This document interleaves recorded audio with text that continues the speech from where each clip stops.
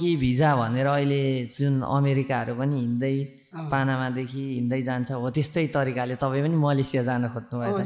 जानु खोजेको त्यो हर्चाई भन्ने ठाउँबाट जानु खोजेको, बिचमा त्यो काँडे तारहरू त्यस्तै हुँदो रहेछ, त्यो ब्लास्टिङ गरेर यस्तै भित्रभित्र त्यो करेन्टसँग जोडेर त्यो बमसम सानोतिनो बमसमहरू पनि हुँदैछ, मान्छे नचिरोस् भनेर। हजुर, ल्यान्डमाइनहरू टोलदेखि अलि तलतिर रामप्रसाद काकाकोमा लिची चोर्नु भनेर हामी 3-4 जना चौथीमा गएको थियौँ। हजुर, त्यतिखेर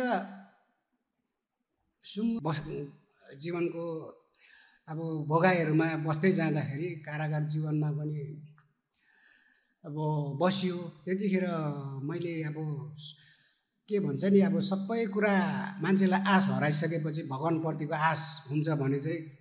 सम्पूर्णमा नमस्ते। आज चाहिँ हामीले एउटा छुट्टै कथा, छुट्टै जीवनको चाहिँ जिउने आधार, जीवनमा कहिलेकाहीँ चाहिँ डाउनफल पनि आउँछ, कहिलेकाहीँ चाहिँ राम्रो तरिकाले सरल तरिकाले पनि जान्छ।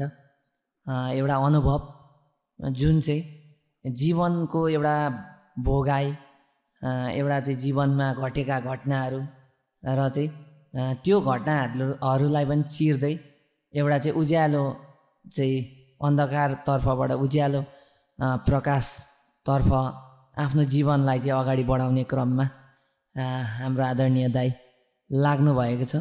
उहाँको चाहिँ जुन जीवनमा भएको कुराहरू अनि अहिलेको अवस्थामा उहाँ चाहिँ एउटा सक्षम व्यक्ति, एउटा चाहिँ समाजको चाहिँ सकारात्मक पक्षहरू सोच्न चाहिँ एउटा दृढ निष्ठावान तरिकाले चाहिँ लाग्नु भएको र चाहिँ विगतको दिनहरूमा उहाँको आफ्नो परिवारको तर्फबाट पनि एउटा चाहिँ यो कानेपोखरी गाउँपालिकाको लागि चाहिँ ठुलो देन, जुन चाहिँ एउटा क्षेत्रको लागि पनि ठुलो देन जस्ता विषयहरूलाई चाहिँ उत्थान गरेर अगाडि बढिरहनु भएको छ। र हामीले चाहिँ आज हाम्रो एउटा चाहिँ सम्मानीय हाम्रो अग्रज दाइलाई चाहिँ हामीले यस कार्यक्रममा पाउँदा हामी पनि उत्तिकै खुसी छौँ र उहाँलाई चाहिँ यस कार्यक्रममा चाहिँ स्वागत गर्दछौँ हामी एक्जिस्टेन्सको टिमतर्फबाट। धन्यवाद उपेन्द्र भाइ। भाइले मलाई अब निम्तो दिएर बोलाएकोमा मलाई पनि खुसी लागेको छ। मेरो जीवनको भोगाई, मैले अब समाजप्रति गर्नुपर्ने दायित्वहरू भाइको कार्यक्रमबाट बोल्नु पाएकोमा मलाई पनि गर्व ठानेको छु। हजुर दाइ। अनि अहिलेका दिनहरूमा के गर्दै हुनुहुन्छ त दाइ? म ठ्याक्कै तपाईँलाई चाहिँ आफ्नो एउटा के गर्दै हुनुहुन्छ भन्ने विषयलाई नै सुरुमा ल्याउँ भनेर चाहिँ यो कुरा गरिरहेँ। म अहिले हालसालै चाहिँ अब मेरो सेक्टर भनेको अहिले खोलानालातिरै 2077 सालदेखि चाहिँ ठेकापट्टातिर नै लागि परिरहेको छु, त्यतातिर काम गरिरहेको छु। अब चिसाङ खोला हाम्रो जति पनि अहिले ठेकापट्टाहरू भइरहेछ त्यसमा नै म पनि सरिक भएर अब व्यवसाय भइरहेको छु। र अब अहिलेको ठेकामा चाहिँ अब भोलि अन्तिम दिन छ, भोलिदेखि चाहिँ हाम्रो पनि अब समापन हुन्छ। जे जस्तो हो पनि राम्रै भयो, राम्रै तरिकाले हामीले काम गरौँ, कुनै पनि विवाद रहित तरिकाले काम भयो। त्यसमा हामी सबै साथीभाइहरू र ठेकदार पक्षका साथीभाइहरू सबै नै सन्तुष्टि नै छौँ। अब 2-4 पैसा अब घाटा नाफा भन्ने कुरो व्यवसाय गरेपछि भइ नै हाल्छ। हजुर, भने पछाडि चाहिँ जुन तपाईँहरूले चाहिँ एउटा चिसाङ खोलाको चाहिँ टेन्डर लिनुभएको थियो र त्यही अनुसार चाहिँ तपाईँहरूले काम गरिरहनु भएको छ। अनि जुन चाहिँ अब तपाईँहरूले ठेक्का लिए पछाडि त अब त्यहाँ चाहिँ खोलाबाट निक्लिएको चाहिँ जुन खनिज पदार्थहरू हुन्छ त्यो चाहिँ कसरी बेचबिखन गर्नुहुन्छ त दाइ? अनि बेचबिखन भन्दाखेरि अब कतिपय अब नदी खोलाजन्य पदार्थहरू, मिस्किटीदेखि लिएर ढुङ्गादेखि लिएर बालुवा सबै कुराहरू पदार्थहरू हामीले अब कतिपय क्रसरलाई पनि दिउँ, क्रसर पनि यसमा सेयर होल्डरहरू छ, क्रसरहरूलाई पनि दिउँ र कतिपय हामी स्टक पनि गऱ्यौँ। र खोलामा अब कसैलाई पनि हामीले खोलाका धारका वासीहरूलाई, स्थानीयहरूलाई कसैलाई पनि आघात नपुग्ने तरिकाले राम्रै तरिकाले खोला समापन भयो भनौँ भोलिदेखि सकिन्छ। हजुर, तपाईँहरूको भोलिदेखि चाहिँ एउटा ठेक्का सकिन्छ होइन त दाइ? हजुर हजुर। आउने दिनहरूमा पनि खोला चाहिँ ठेक्काहरू लिने क्रम चाहिँ जारी नै हुन्छ तपाईँहरूको होइन त दाइ? यही क्षेत्रमा लागिसके पछाडि भनेको हामीले अब जानी अन्जानमा लागिहाल्यौँ। यो कारणले गर्दाखेरि अब हाम्रो भोलि सके पछाडि अब असोजतिर फेरि पुनः ठेकाहरू लाग्छ। त्यतिखेर हामीले अब कस्तो तरिकाको ठेका लाग्छ भन्ने कुराहरू चाहिँ अब अहिले नै खुलाउन चाहिँ सकिँदैन। भोलि अब योचोटिको ठेक्का हाम्रो अब मेसिन लगाइएन, अब ह्यान्ड लोडिङै थियो, बेल्चा मार्फतै थियो। त्यही भएर योचोटि अब राम्रै भयो, राम्रै तरिकाले समापन भयो। अब भन्नु पर्दाखेरि विकल्पमा अरू अब भोलिको दिनमा अरूहरू पनि व्यवसाय गर्न सकिन्छ। अब लेटाङमा पनि अब सानोतिनो व्यवसाय गरिरै राखेको छु। अब किराना पसलहरू पनि छ। अब त्यसमा चाहिँ अब मेरो श्रीमतीको मेन भूमिका छ। भूमिका छ। श्रीमतीले नै अब व्यवसायी श्रीमती भएको कारणले गर्दाखेरि म पनि कतिपय कुराहरूमा चाहिँ मलाई हर कुराहरूमा सपोर्ट भइरहेको छ। म भन्दा पनि मेरो श्रीमती चाहिँ व्यवसायी भएको कारणले गर्दाखेरि हर हिसाबदेखि लिएर अब आय व्ययको कुराहरू सबै मेरो श्रीमतीले नै हेर्छ, उसैले नै गर्छ। त्यो कारणले गर्दाखेरि मलाई प्लस पोइन्ट पनि हुन्छ र पहिलाको भन्दा अहिलेको अवस्थामा मलाई व्यावसायिक हुनुमा उसको ठुलो हात छ। मेरो श्रीमतीको एउटा छोरा मान्छेको सफलताको पछाडि छोरी मान्छेको हात हुन्छ भने चाहिँ मेरो पनि त्यही हो। अब म भन्दा पनि हर कुरामा अब व्यावसायिक पाटोमा विज्ञ छ, एक्सपर्ट छ। त्यही कारणले गर्दाखेरि आफूले आफूलाई भाग्यमानी नै ठान्छु उहाँ जस्तो श्रीमती पाएकोमा भनौँ न होइन त दाइ? हजुर, जस्तै दाइ हामी कुरा गर्दै गर्दाखेरि तपाईँको व्यवसायसँगै सुरुमै चाहिँ जोड्यौँ। अनि म तपाईँलाई यसो हेर्छु क्या दाइ, अब अरू बेला पनि दाइलाई मैले नर्मल्ली भेटिरहेको थिएँ, बाहिरतिर पनि फिल्डतिर पनि। तपाईँको चाहिँ यो जुन लुक्स मान्छेको चाहिँ एउटा हेर्दाखेरि पहिरनले पनि धेरै नै प्रभाव पार्छ नि त होइन दाइ? तपाईँको पहिरनमा चाहिँ म देख्छु क्या दाइ, रुद्राक्ष लाउनु भएको छ, अनि चाहिँ जुन हात्तीको दारा बँदेलको दारा लाउनु भएको छ, अनि त्यत्तिकै सुनहरू पनि लाउनु भएको छ, चाँदी लाउनु भएको छ, कानमा टबहरू लाउनु भएको छ। यसको चाहिँ यो केही देखावट गर्नको लागि हो कि यसको केही रिजन छ त दाइ? लाउनुको औचित्य केही छ दाइ? यो चाहिँ खास गरेर म चाहिँ अब जाने अन्जानमा भनौँ न, अब अलिकति प्रसङ्ग बदलौँ है। म कारागार जीवन बस्दाखेरि म अब जाने अन्जानमा जीवनको अब भोगाइहरूमा बस्दै जाँदाखेरि कारागार जीवनमा पनि अब बसियो। त्यतिखेर मैले अब के भन्छ नि, अब सबै कुरा मान्छेलाई आश हराइसकेपछि भगवान्प्रतिको आश हुन्छ भने चाहिँ मैले पनि कारागार जीवन 7-8 वर्ष बस्दाखेरि सबै पुस्तकहरू पढ्नु पाएँ। अब धर्म अलिकति अध्यात्ममा रुचि भयो। अध्यात्ममा रुचि भइसके पछाडि मन्दिर जाने, अब धर्मशास्त्रका किताबहरू पढ्ने गर्दाखेरि मलाई धर्मकर्ममा धेरै नै लगाव भयो, रुचि भयो, अध्यात्मपट्टि चाहना भयो। अनि अब जसको कोही हुँदैन उसको भगवान् हुन्छ भने चाहिँ मैले पनि अब भगवान्को शरणमा गएँ, भगवान्को दैनिक जसो पूजापाठ गर्थेँ। त्यतिखेर अब धर्मशास्त्रहरूमा लेखिएको कुराहरू, शास्त्रमा लेखिएको कुराहरू त गलत त हुँदैन। त्यही भएर मैले खास गरेर यो अब रुद्राक्ष चाहिँ आफ्नो शिव भक्त त्यहाँबाट हुन थालेँ। अब यो रुद्राक्षहरू चाहिँ अब यसको आफ्नै महत्त्व छ। यो भनेको अब 14 मुखीदेखि लिएर मेरोमा 2 मुखीदेखि लिएर 14 मुखीसम्मको छ। अब यो रुद्राक्षमा चाहिँ यो यसलाई गर्भगौरी रुद्राक्ष भन्छ। यसलाई चाहिँ अब के भन्छ, बच्चा अब प्रेग्नेन्ट हुँदाखेरि महिलाहरूले धारण गर्दाखेरि यसको चाहिँ बच्चालाई सन्तान उत्पादनको लागि विशेष सहयोग पुर्याउँछ भन्छ। यो रुद्राक्ष चाहिँ अब गौरी शङ्कर पनि भन्छ र यसलाई ज्वालामुखी पनि भन्छ। हजुर, दुईटा जोडिएको हुन्छ। यसलाई अनि अब मैले यो सबै रुद्राक्षहरू एउटा रक्षा कवच भन्ने तरिकाले पनि बुझ्छु होइन, आफूलाई चाहिँ मोटिभेट त्यो तरिकाले गर्छु। मैले यो बाहिर देखाएर चाहिँ लगाएको हुँदैन, तपाईँहरूलाई पनि यसो जानकारी दिउँ भनेर खास गरेर चाहिँ म भित्रपट्टि लाउँछु, छालालाई टच गरेर लाउँछु होइन। अब यो 13 मुखी रुद्राक्ष भनेको कामदेवको स्वरूप पनि भन्छ होइन। 12 मुखे भनेको चाहिँ अब तपाईँहरूलाई मैले अब यसो कोट्याएर देखाउने कुरा चाहिँ भएन। 12 मुखे भनेको चाहिँ सूर्य भगवान आदित्यको लागि हो होइन। अब 10-11 मुखे भनेको अब हनुमानको अवतार भनेर भनिन्छ, रुद्र अवतार। अनि अब 10 मुखे भनेको विष्णु भगवानको अवतार भनेर भन्छ। अनि 9 मुखे भनेको 9 दुर्गाको स्वरूप भनेर मानिन्छ।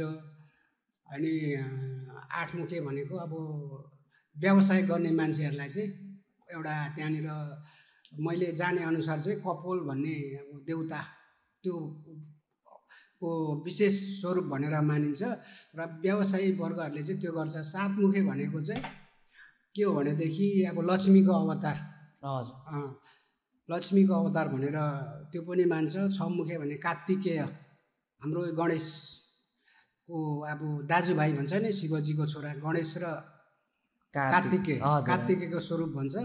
5 मुखे भनेको चाहिँ अब रुद्रकै अवतार भन्छ। अब 4 मुखे ब्रह्माको अवतार। अनि 3 मुखे भनेको चाहिँ ब्रह्मा विष्णु महेश भनेर त्यो तरिकाले लिन्छ भने 2 मुखे भनेको अब शिव र पार्वतीको स्वरूप। अब 1 मुखे त सम्भवै छैन, त्यो एउटामा भनाइ छ। अब त्यो पाउँछ त एकदम रेयर पिस मात्रै पाउँछ भन्ने चाहिँ सुनेको छु। अनि अर्को कुरा भाइ, अब यो मेरो पहिरनको कुराहरू लगाएको कुराहरू गर्दाखेरि चाहिँ अब यो यसो हेर्दाखेरि फटा गुन्डा जस्तो देखिएला, तर यो भनेको मैले यो डायमन्ड हो। यो चाहिँ म एकदम अब अध्यात्ममा रुचि भएको कारणले गर्दाखेरि चाहिँ वृष राशि हो। म वृष राशिको अब स्वामी शुक्र भएको कारणले गर्दाखेरि म डायमन्ड लगाएको छु यतापट्टि। मैले यो देखाउटीको रूपमा मैले यो चाहिँ अब यसो जङ्गी देखियोस्, हेर्दाखेरि गुन्डा जस्तो देखियोस् भनेर चाहिँ होइन, अध्यात्ममा रुचि भएको कारणले गर्दाखेरि चाहिँ मैले यो लगाएको। यतापट्टि चाहिँ अब सुनहरू लाउँदाखेरि देब्रेपट्टिको कानमा लाउँदाखेरि चाहिँ आफ्नो केतु ग्रह, अब वास्तुशास्त्र यो सबै शास्त्रको कुराहरू हो यो भन्दाखेरि चाहिँ अब भन्नै पर्दाखेरि हजुर नर्मल मान्छेले बुझ्दैन दाइ, केतु ग्रह स्ट्रङ होस् भनेर मैले लगाएको हो। हजुर अब तपाईँले भन्नुहुन्छ होला अब यसले सुन लगाएर देखायो यहाँ त्यहाँ भन्यो, तर सुन लाउँदाखेरि भनेको हाम्रो छाला सम्बन्धीको रोगहरूलाई पनि निवारण गर्छ र अर्को कुरा भनेको आफ्नो सेल्फ कन्फिडेन्स पनि बढाउने जस्तो लाग्छ है मलाई चाहिँ आफूले र कोही बेला साह्रो गरेर अप्ठ्यारो परेको बेलामा यसैलाई राखेर पनि आफ्नो व्यवहारहरू टार्न सकिन्छ। त्यो कारणले पनि मैले अब देखाउटीपन चाहिँ गरेको होइन, तर अब आफ्नो सोच हो, आफ्नो विचार हो होइन, आफ्नो तरिकाले अब लगाउने हो। अब मान्छेहरूले अब भन्ने त जसको पनि भन्छ होइन, निन्दा त जसको पनि बुद्ध भगवानको त निन्दा गरेको थियो भने हामी सर्वसाधारण मानवलाई अब मान्छेले के भन्छ कसो पर्छ भन्ने कुराको पछि लागेर साध्य हुँदैन। हजुर हजुर हजुर हातको चाहिँ के विशेषता छ दाइ? हातमा पनि त औँठीहरू भनेको बुद्ध चित्त हो। अब म अलिकति हामी नेपालीहरू हिन्दू धर्म पनि आस्था राख्छौँ, बुद्ध धर्म पनि आस्था राख्छौँ होइन। यो चाहिँ बुद्ध चित्त हो। अब बुद्धको अब यसमा पनि सूर्यहरू हुन्छ कि, अब 3 सूर्य 4 सूर्य 5 सूर्य भन्छ। अब यसको पनि आफ्नै विशेषता छ। अब यसले पनि अब मान्छेहरू अहिले व्यवसाय गर्दाखेरि धेरै अब 14,000 15,000 लाखसम्म छ। म चाहिँ अब धार्मिक आस्था राख्ने भएको कारणले गर्दाखेरि यो गरेको। अब यो चाहिँ पाइरेट स्टोन हुन्छ। अब मान्छेहरूले दुनियाँभर के लगाएर हिँडेको भन्छ, यो चाहिँ पाइरेट स्टोन भन्छ। यसलाई चाहिँ अब हाम्रो मेन कुरा भनेको आर्थिक सम्पन्न भयो भने त हर कुराहरू सम्पन्न हुनसक्छ। आर्थिक पाटोलाई मान्छेहरूले अलिकति केयरलेस गराउँछ।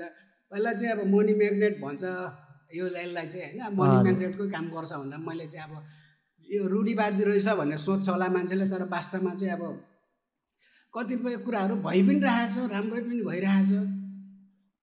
त्यो कारणले भने अब यो चाहिँ अब गोल्ड अब निकै तोला होला, त्यो आफ्नो ठाउँमा छ, तर पनि आफ्नो कन्फिडेन्स बढाउनुको लागि चाहिँ मैले विशेष गरी लगाएको, देखाउनुको लागि चाहिँ मैले लगाएको होइन यो। हजुर भने पछाडि तपाईँले चाहिँ जुन एउटा आफ्नो पहिरनमा चाहिँ सुन भयो, बुद्ध चित्तको माला भयो, अनि रुद्राक्ष भयो, यो चाहिँ तपाईँको जुन चाहिँ आफ्नो शरीरको लागि अनि त्यहाँबाट सेल्फ कन्फिडेन्स बढाउनुको लागि चाहिँ तपाईँले एउटा आध्यात्मिक चाहिँ हुनुहुन्छ तपाईँ, त्यो भएको नाताले चाहिँ तपाईँले लाउनु भएको, ना कि सो अफ गर्नको लागि होइन त दाइ?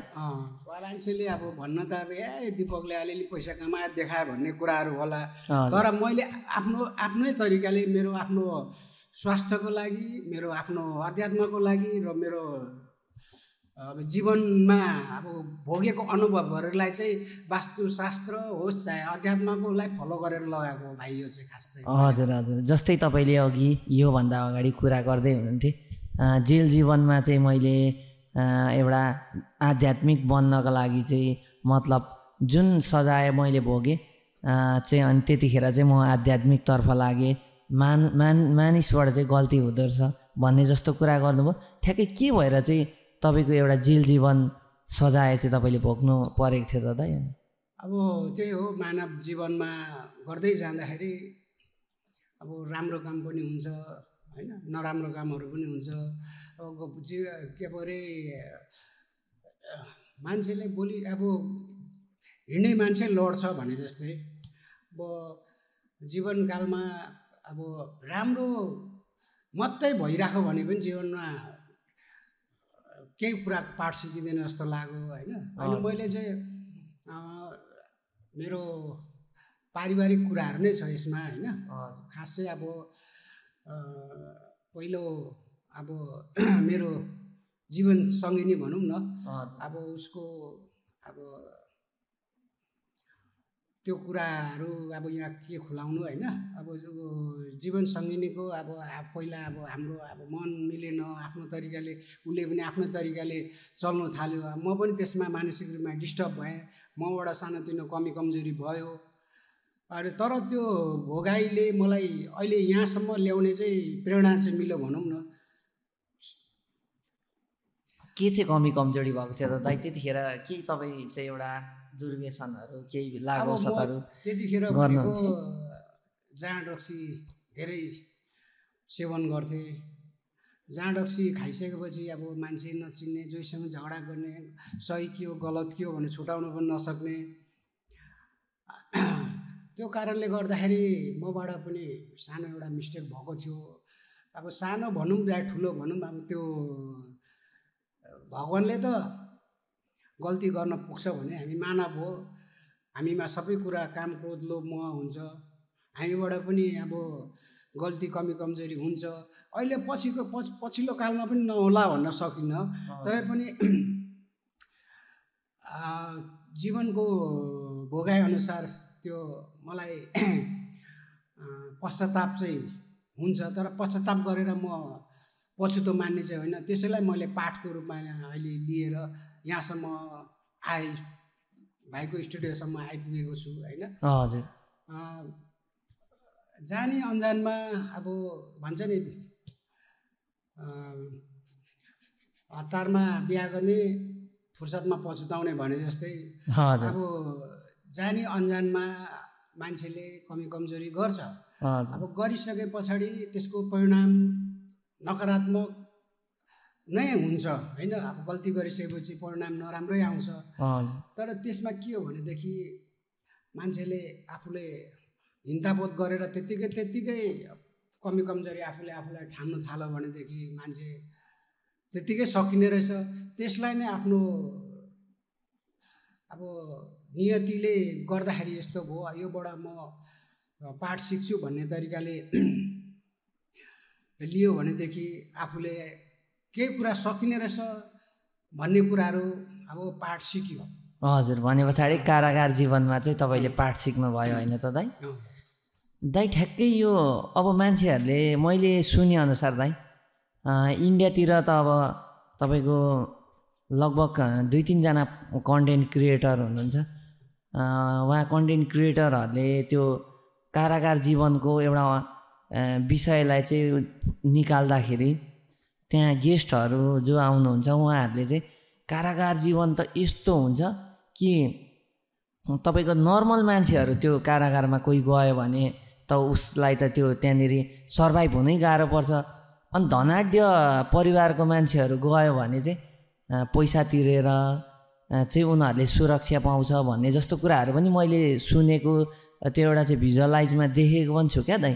ठ्याक्कै तपाईँले भोगेको अनुसार चाहिँ कारागार जीवन चाहिँ कस्तो हुन्छ, त्यहाँको एउटा सिस्टम प्रणालीहरू चाहिँ कस्तो चाहिँ हुन्छ त दाइ? अनि कारागार जीवन भनेको एउटा छुट्टै संसार हो भाइ, होइन। अब हाम्रो जुन हामी यहाँनिर जुन एउटा सिस्टममा चलिरहेको हुन्छौँ, बाहिर पनि नियम कानुनहरू हुन्छ, त्यहाँ पनि एउटा छुट्टै संसार हो, त्यहाँ पनि छुट्टै नियम कानुनहरू हुन्छ। अब त्यहाँनिर जुन हाम्रो प्रहरी प्रशासन हुन्छ, उनीहरूलाई एउटा बाहिरी प्रशासन भन्छ। जुन कारागार चलाउने हुन्छ एउटा आन्तरिक प्रशासन हुन्छ। आन्तरिक भनेको चाहिँ ठ्याक्कै के दाइ? आन्तरिक भनेको अब त्यहीँकै कैदीबन्दीहरू हुन्छ, कैदीबन्दीहरूले उनीहरूकै एउटा जुन त्यहाँ गार्जेन जस्तो एउटा चौकीदार हुन्छ, उसकै मातहतमा सबै कुराहरू सञ्चालन हुन्छ। अब राम्रो एउटा सिस्टम अनुसार चल्दाखेरि भनेको कारागार जीवन भनेको सहज तरिकाले बित्ने हो। अब यहाँ पनि बाहिर दुनियाँ जस्तै फटा गर्ने, उपद्रव गर्ने, अब गुटबन्दी गर्ने, त्यहाँको सिस्टमलाई भाँड्नु खोज्ने, सिस्टमदेखि आउट अफ ट्र्याक जाने गर्यो भने त्यो मान्छेलाई कारागार जीवन नर्कतुल्य हुन्छ। अब त्यहाँको सिस्टममा अब सरकारले दिएको रासनहरूले त्यो मान्छेलाई जेन तेन टर्छ राम्रोसँग चलेको खण्डमा। होइन रहेछ भनेदेखि त्यो मान्छेले त्यहाँ पनि गलत गर्नु थाल्यो, सिस्टम विपरीत जानु थाल्यो भने उसको लागि नर्कतुल्य हुन्छ कारागार जीवन भनेको। हजुर, जस्तै नेपालको जुन जस्तै त्यो नेपालको एउटा जुन कारागार तपाईँले विराटनगरको बस्नुभयो होइन त दाइ? त्यो भित्रको सिस्टममा चाहिँ कस्तो थियो त दाइ? जस्तै धनाढ्य मानिसहरूले चाहिँ त्यहाँनिर पैसा तिरेर बसेको खण्डमा चाहिँ राजा जस्तो सेवा सुविधा पाउने, अनि गरिब दुखी निमुखाकै जेल पऱ्यो भने चाहिँ खानु, अब जेलको लगभग रासन पानी त त्यस्तै नै हुन्छ दाइ, होइन त? यस्तो हुन्छ भाइ। अब त्यहाँनिर भनेको कस्तो छ चौकीदार, त्यहाँको गार्जेन कस्तो छ, चलाउने मान्छे कस्तो छ, होइन, त्यो अनुरूप हुन्छ। अब त्यहाँको चौकीदार त्यस्तै खालको घटिया खालको मान्छे पऱ्यो भनेदेखि अब जुन नयाँ मालवाला गाँठवाला पार्टीहरू चाहिँ आएको छ भने तिनीहरूलाई बोलाउने, यति सहयोग गर्नु पर्यो भन्ने हुन्छ।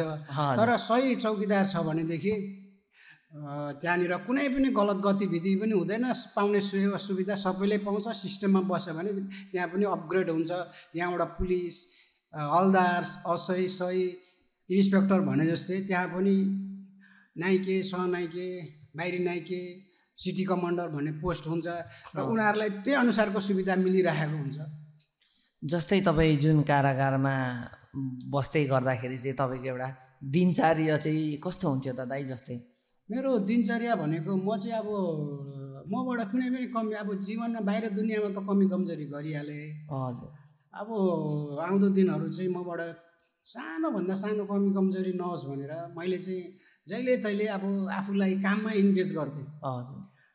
अब लाइब्रेरी गएर आफ्नो समयलाई अब 2-4 शब्दहरू ज्ञानहरू लिउँ भन्ने तरिकाले जान्थेँ। कोही बेला अब यता टेबल टेनिसतिर जान्थेँ, कोही बेला अब ओम शान्ति त्यहाँनिर धेरै जसो चाहिँ ओम शान्तिका दाजु दिदीहरू आउनुहुन्थ्यो, उहाँहरूको यसो प्रवचन मुरली भन्नेहरू हुन्थ्यो, त्यो सुन्ने। र अर्को अब त्यहाँनिर आफ्नो स्वास्थ्यलाई पनि अलिक ध्यान गरेर, फिटनेसतिर पनि ध्यान गरेर अब जिम हल त्यहाँनिर छ, त्यहाँनिर पनि अब 2-3 घन्टा त्यतै इन्गेज हुन्थे। अनि रहेको समय भनेको अब म त्यहाँनिर अब नाइकै थिएँ, त्यो कारणले गर्दाखेरि हाम्रो आफ्नै ड्युटी हुन्छ, ड्युटी पनि गरिन्थ्यो। आफूलाई त्यहाँबाट आएको रकमले आफूलाई पनि राम्रै तरिकाले अब एडजस्ट गुजारा चल्थ्यो भनौँ न। हजुर हजुर। जुन चाहिँ एउटा तपाईँको चाहिँ त्यहाँनिर पस्दै गर्दाखेरि चाहिँ तपाईँको एउटा राम्रै खाले चाहिँ सङ्गोलमा साथीभाइहरू थियो र तपाईँलाई राम्रै खाले व्यवहार भयो होइन त दाइ? आफू भलो त जगतै भलो भन्छ, त्यो भने चाहिँ मैले पनि अब अहिले छुट्ने आफू मभन्दा मुनिका भाइहरू, कैदीबन्दी साथीभाइहरू पनि थियो, उनीहरूले पनि अहिले बाहिर दुनियाँ पनि मैले मेरो व्यवहारले गर्दाखेरि जहाँ पनि भेट्दाखेरि 2-4 यसो के चिया कफी खाएर जाउँ भनेर जहाँ भेट्दा पनि जोसुकैले पनि राम्रै व्यवहार गर्छ। त्यसमा चाहिँ म खुसी नै लाग्छ, किनभने म पनि त्यहाँनिर बस्दाखेरि साथीभाइले राम्रै ट्रिट गरेछु भन्ने कुरा चाहिँ मलाई त्यति अहिले बाहिर दुनियाँमा आउँदाखेरि साथीभाइले गरेको कुराहरूबाट स्पष्ट मलाई पनि भान हुन्छ त्यो कुराहरू। हजुर दाइ, जस्तै तपाईँको जुन जेल जीवनभन्दा अगाडिको त्यो एउटा बाल्य अवस्था पनि त पक्कै थियो होला, अनि युवा अवस्था हुँदाखेरि चाहिँ तपाईँले चाहिँ बाल्यकाल कसरी बिताउनु भयो, अनि जुन युवा अवस्थामा चाहिँ तपाईँ कस्तो खाले मान्छे हुनुहुन्थ्यो त दाइ, अनि सुनाइदिनुहोस् न। बाल्य अवस्था भनेको मेरो अरूभन्दा एक्स्ट्रा फरक थियो भन्ने चाहिँ होइन भाइ, होइन। हजुर। अब मेरो पनि सबैजनाको जस्तै अब के साथीभाइसँग जाने, बिहामा जाने, यसो उटपटाङ गर्ने, अनि अब बिहा कार्यमा गयो यसो नाच्ने गाउने त्यस्तो नै थियो। र कोही कोही बेला चाहिँ अब काम गर्ने समयमा पनि फुटबल खेलेर अब उता अरू उपद्रो गरेर बित्थ्यो। कोही बेला आमाको कुटाइ पनि खाइन्थ्यो। अब केही अब उपद्रो गरिन्थ्यो, छोराछोरी अब नबिग्रोस् है भनेर आमाले पनि धेरै पिट्नुहुन्थ्यो सानोमा पनि। तर त्यो कुरालाई मैले गर्नु चाहिँ खोजेको होइन, छोराछोरीले आमाबालाई सही बाटोमै ल्याओस् भनेर नै अब आओस् भनेर गर्नुहुन्थ्यो होला कुराहरू। अनि अब सानोमा धेरै भनेको चौथीमा गइन्थ्यो। हजुर। अब काँक्रा चोर्ने, केरा चोर्ने, अनि अब त्यस्तै गरेर अल्लो घर पल्लो घरमा खोर्सानीहरू के अब कसैको आँप फलिरहेको, लिची फलिरहेको त्यस्तोहरूमा चाहिँ धेरै यसो उपद्रो कामहरू धेरै गरिन्थ्यो सानोमा। हजुर। चौथीको जस्तै केही त्यो एउटा घटनाहरू चाहिँ याद छ त दाइ तपाईँलाई? चौथीमा भन्दाखेरि एउटा तल हाम्रो धिमाल के नाम हो मैले अहिले बिर्सेँ, यो घन्जी धिमाल हो या के, घन्साटोलमा, घन्साटोलदेखि अलि तलतिर रामप्रसाद काकाकोमा लिची चोर्नु भनेर हामी 3-4 जना चौथीमा गएको थियौँ। हजुर। त्यतिखेर सुँगुर बाँड्नु भएको रहेछ काकाले तल। अनि अहिले त काका बितिसक्नुभयो, अब भाइहरू होला। त त्यतिखेर हामी चट्ट रुखमा चढ्नु खोजेको, ठ्याक्कै त्यो सुँगुर फुस्किएर पुरा मान्छे पो छ कि भनेर त्यतिखेर तितर बितर भयौँ क्या। अनि पछाडि आएर काकाले थाहा पाउनु भएछ। हजुर। ए चोर चोर चोर भन्नु। अनि त्यहाँदेखि हामीले त देखिरहेको टस बालिरहेको यस्तो देखायो। म त अलिक पहिलादेखि अलिक छुचो खालको मान्छे, त्यस्तै उपद्रे खालको मान्छे, ग्याटिस बोकिरहेको थिएँ। ग्याटिसले यस्तो तन्काएर त्यतैतिर देखाएछु, काका त भित्र सुई दिएर चोर चोर भन्दै थियो। त्यतिखेर आफूलाई झन्डै त्यतिखेर चोरको ट्र्याक पनि लाग्यो। हजुर। भने पछाडि चौथीमा जुन तपाईँ जानुभयो, अनि त्यस्तै घटनाले चाहिँ अब ग्याटिस तन्काएर हान्नु खोज्नुभयो तपाईँले, अनि काका चाहिँ डराएर भित्र पस्नुभयो होइन त दाइ? अनि बाल्य अवस्था त त्यसरी नै बित्यो। अनि तपाईँले एउटा चाहिँ अध्ययन गर्ने कुरामा चाहिँ के कति पढ्नु भयो त दाइ? मैले जब सिंहदेवीसम्म मैले 5 कक्षासम्म, सिंहदेवीमा पहिला 5 कक्षासम्म मात्रै थियो। सिंहदेवी चाहिँ अब मेरै बुवाले 1 बिघा 4 धुर जग्गा दिएर संस्थापकै मेरो बुवा नै हुनुहुन्छ सिंहदेवीको। त्यतिखेर सिंहदेवीमा जुन कि त्यो अवस्थाको कुरा गर्दाखेरि शिक्षकहरू पनि एकदम पाउन गाह्रो थियो। हजुर। म सप्तरी सिराबाट शाहहरू यादवहरू लिएर स्कुलमा हाम्रै घरमा राखेर सरहरूलाई त्यहाँनिर लिएर पढाउनको लागि शिक्षाबाट मान्छे जो कोही पनि वञ्चित नहोस् भनेर शिक्षाको ज्योति फैलाउनको लागि मेरो बुवाले ठुलो योगदान छ बुवाको। अब त्यो कतिपय कुराहरूलाई अहिलेको युवा पिँढीहरूलाई थाहा नहोला र त्यहाँनिर अहिलेको अवस्थामा व्यवस्थापन समितिमा पनि म सदस्य छु। हजुर। त्यो विषयलाई लिएर अझै पनि व्यवस्था गरिएको जस्तो देखिन्छ। तर भोलिको दिनमा इतिहास र कुन कालखण्डमा चाहिँ कसको योगदान कति थियो भन्ने कुराहरू भोलिको दिनमा त स्पष्ट भइ नै हाल्छ। कति कुरा अहिले व्यवस्था गरिएको जस्तो देख्छु। तर म चाहिँ के भन्छु भनेदेखि अहिले जुन एकलौटी तरिकाले हाम्रा साथीभाइहरूले, हाम्रा व्यवस्थापनमा जति पनि हुनुहुन्छ उहाँहरूले र टिचरदेखि लिएर अरू साथीभाइहरूले आफ्नो तरिकाले गर्नुभएको छ। हो ठिक छ, राम्रो कुरामा मेरो पनि साथ सहयोग सपोर्ट हुन्छ।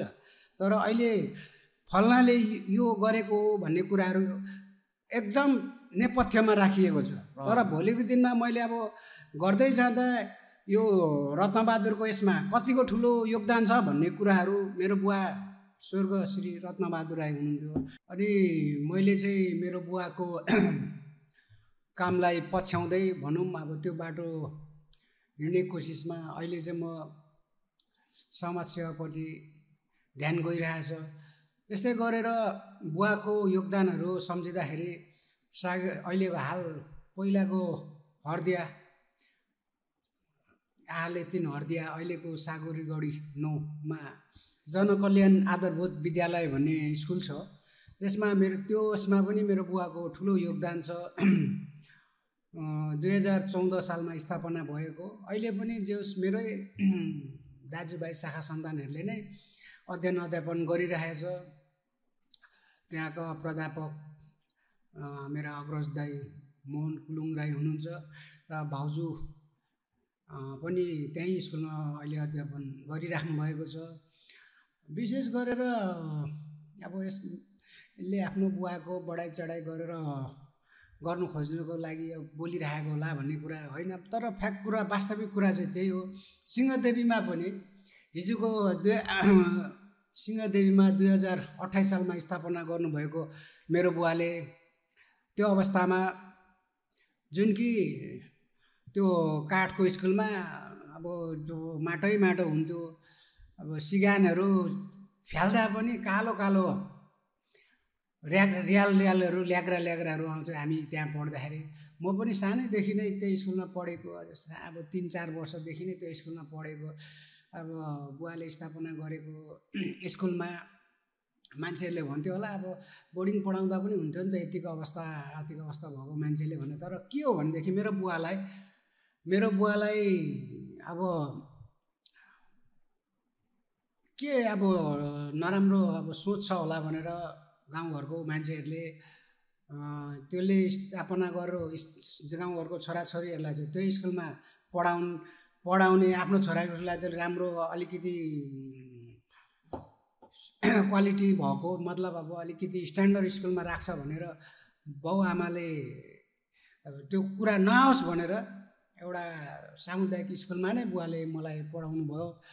त्यो अवस्थामा बुवाको अहिले सोच्छु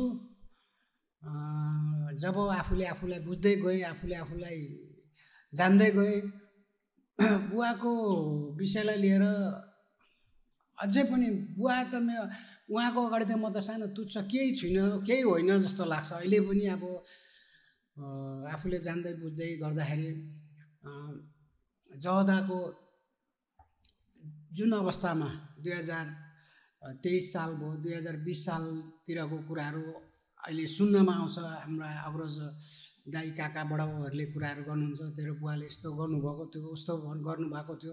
जहदामा एउटा जुन एउटा औलो लाग्ने भन्ने त्यो जमानामा थियो अरे भन्छ।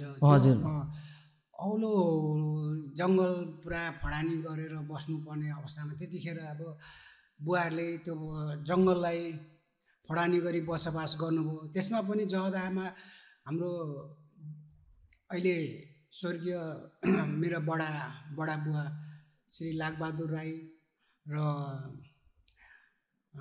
मेरो बुवा रत्नबहादुर राईको ठुलो योगदान छ। त्यो अहिले मान्छेहरूले, अहिलेको युवा पिँढीहरूले, अहिलेको आउने नयाँ बसोबास गरिरहेको मान्छेहरूले त्यो कुराहरू बुझ्नु भएको छैन। तर अहिले चाहिँ अब मैले समय पाउँदाखेरि बुवाको विषयमा 2-4 शब्द किन भन्दाखेरि म हिजोको अवस्थामा जे थिएँ त्यो भन्दाखेरि अहिले बुझ्दै जाँदाखेरि बुवाको जहदा काने पोखरीपार जहदाको लागि कतिसम्म गर्नुभएको रहेछ भन्ने कुराहरू मलाई अहिले आभास भइरहेछ।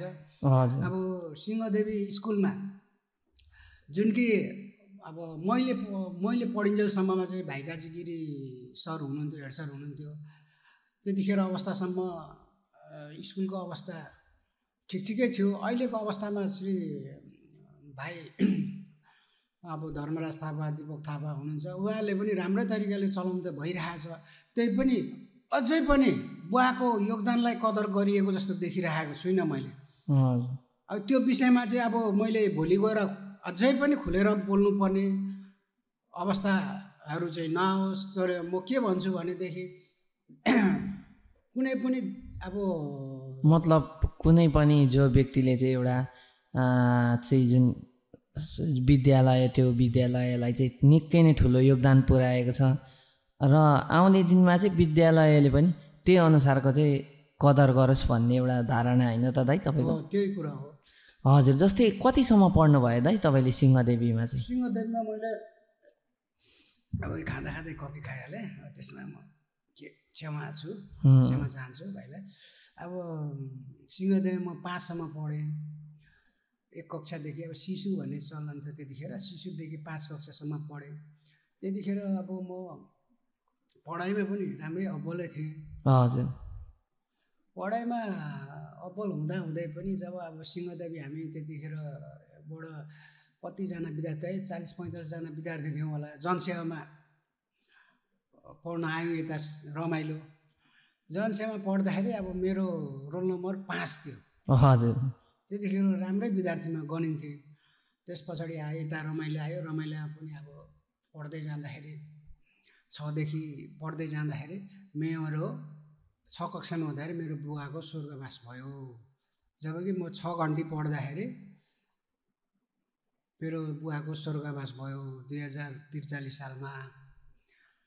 अनि म त अब केटाकेटी नै थिएँ, 10-11 वर्षको थिएँ। मेरो काकाको छोरा प्रकाश दाई भन्छ, प्रकाश राई, उहाँले 6 घन्टीमा सलबहादुर सर हुनुहुन्थ्यो त्यतिखेर हामीलाई पढाउने।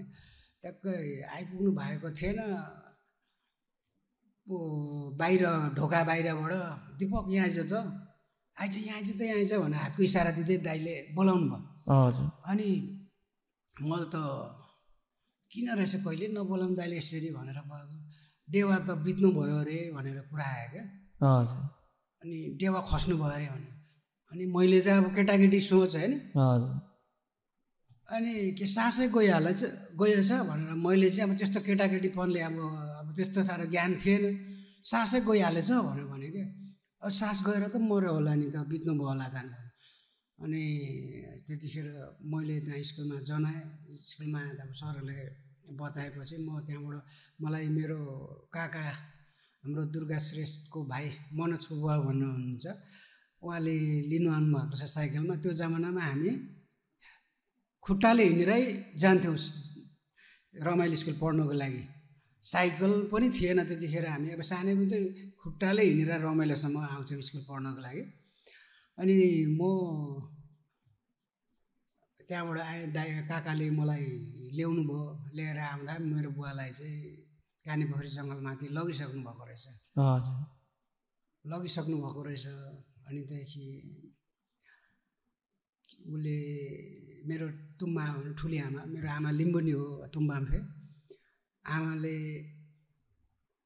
तुम्बालाई पठाउनु भएको रहेछ त्यहाँनिर,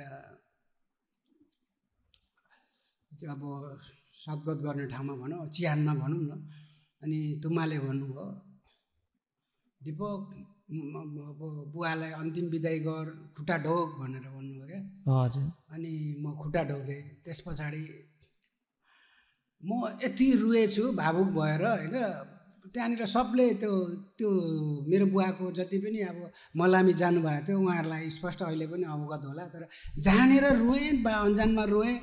अब त्यो भित्रैबाट त्यो भावनात्मक रूपमा अब के भएर अब रुएँ त्यतिको। सायद अब मलाई त 10-11 वर्षमा त्यस्तो अब एट्याचमेन्ट के भयो बा अब त्यतिखेर सबैले भन्छ दिपक धेरै रुयो बुवाको त्यो लास देखेर बाउको यहाँनिर भनेर भन्नुहुन्थ्यो। किनकि बुवाले मलाई सानै हुँदादेखि नै अब 4-5-6-7 वर्षदेखि नै लिएर जहिले जहाँ हुनुहुन्थ्यो। मेरो बुवाको अब झोडे नेता होइन, घोडामा हिँड्नुहुन्थ्यो। जहिले तहिले बुधबारे बजार घोडामै लानुहुन्थ्यो, बयरबन बजार घोडामै लानुहुन्थ्यो।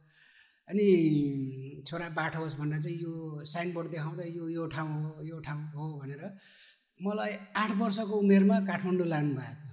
त्यतिखेर सम्झिँदाखेरि अहिले त्यतिखेर ट्रली बसहरू चल्थ्यो त्यतिखेर काठमाडौँमा। अनि अलिकति काठमाडौँ चाहिँ पहिला अहिलेको जस्तो विकसित पनि थिएन। त्यतिखेर फेरि एउटा हाँसउठ्दो क्षण भनेको चाहिँ म अब टोइलेट पहिला जस्तो अहिलेको मोडर्न टोइलेट थिएन, एकैचोटि लडेर त्यो टोइलेट त अब माटोको नर्मल खालको टोइलेटमा गिरेर तलै झरेको पनि छु क्या। हजुर, त्यो टोइलेटको सेफ्टी ट्याङ्कीभित्र, सेफ्टी ट्याङ्कीभित्र पछाडि मलाई लुतो आएर होइन, हजुर लुतो आएर अब त्यो त्यही सायद फोहोरले मलाई आफूलाई इरिटेट त्यस्तै भएर होला, भएर पछाडि मलाई लुतो पनि धेरै आयो क्या सानोमा।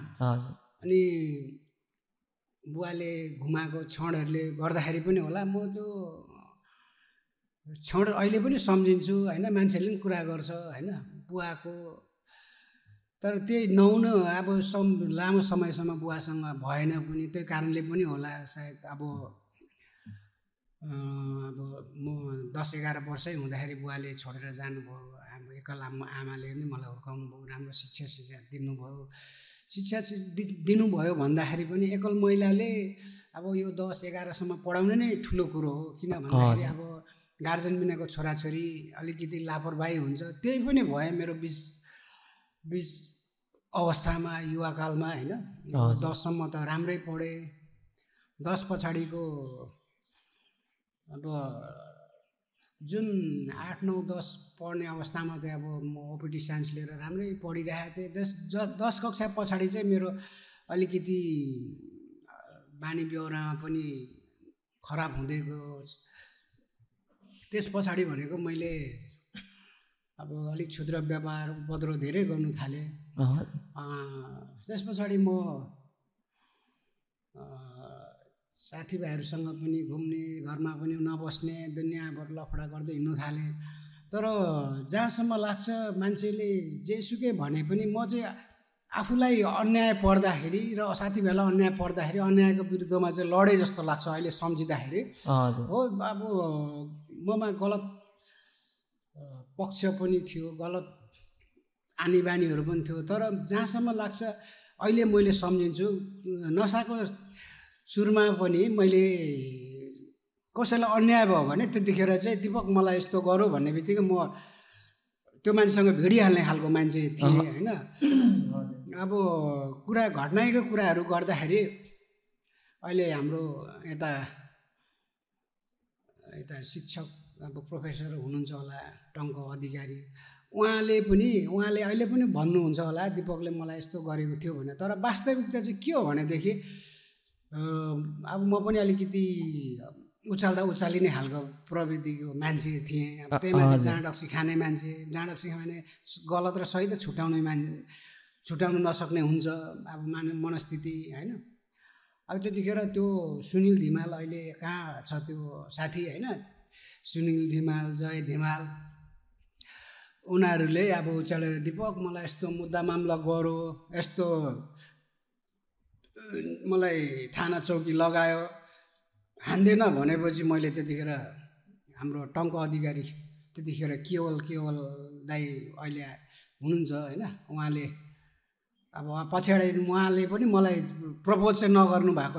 प्रपोज भनेको मतलब अब एउटा स्किम नदिनु भएको उहाँलाई नै थाहा होला होइन। मलाई यस्तो गर्यो भाइ, तिमीलाई पनि मैले यस्तो गर्छु, तिनीहरूको हातखुट्टा बाँधिदेऊ भन्ने तपाईँले पनि त्यो कुराहरू स्मरण होला होइन। तर म मान्छे अब गलत त कुनै कुरामा थियो होला, तर कतिपय कुराहरूमा चाहिँ अन्यायको विरुद्धमै। अब अर्को कुरो घटना सम्झिँदाखेरि घलेटोलमा माओवादी कालमा त्यो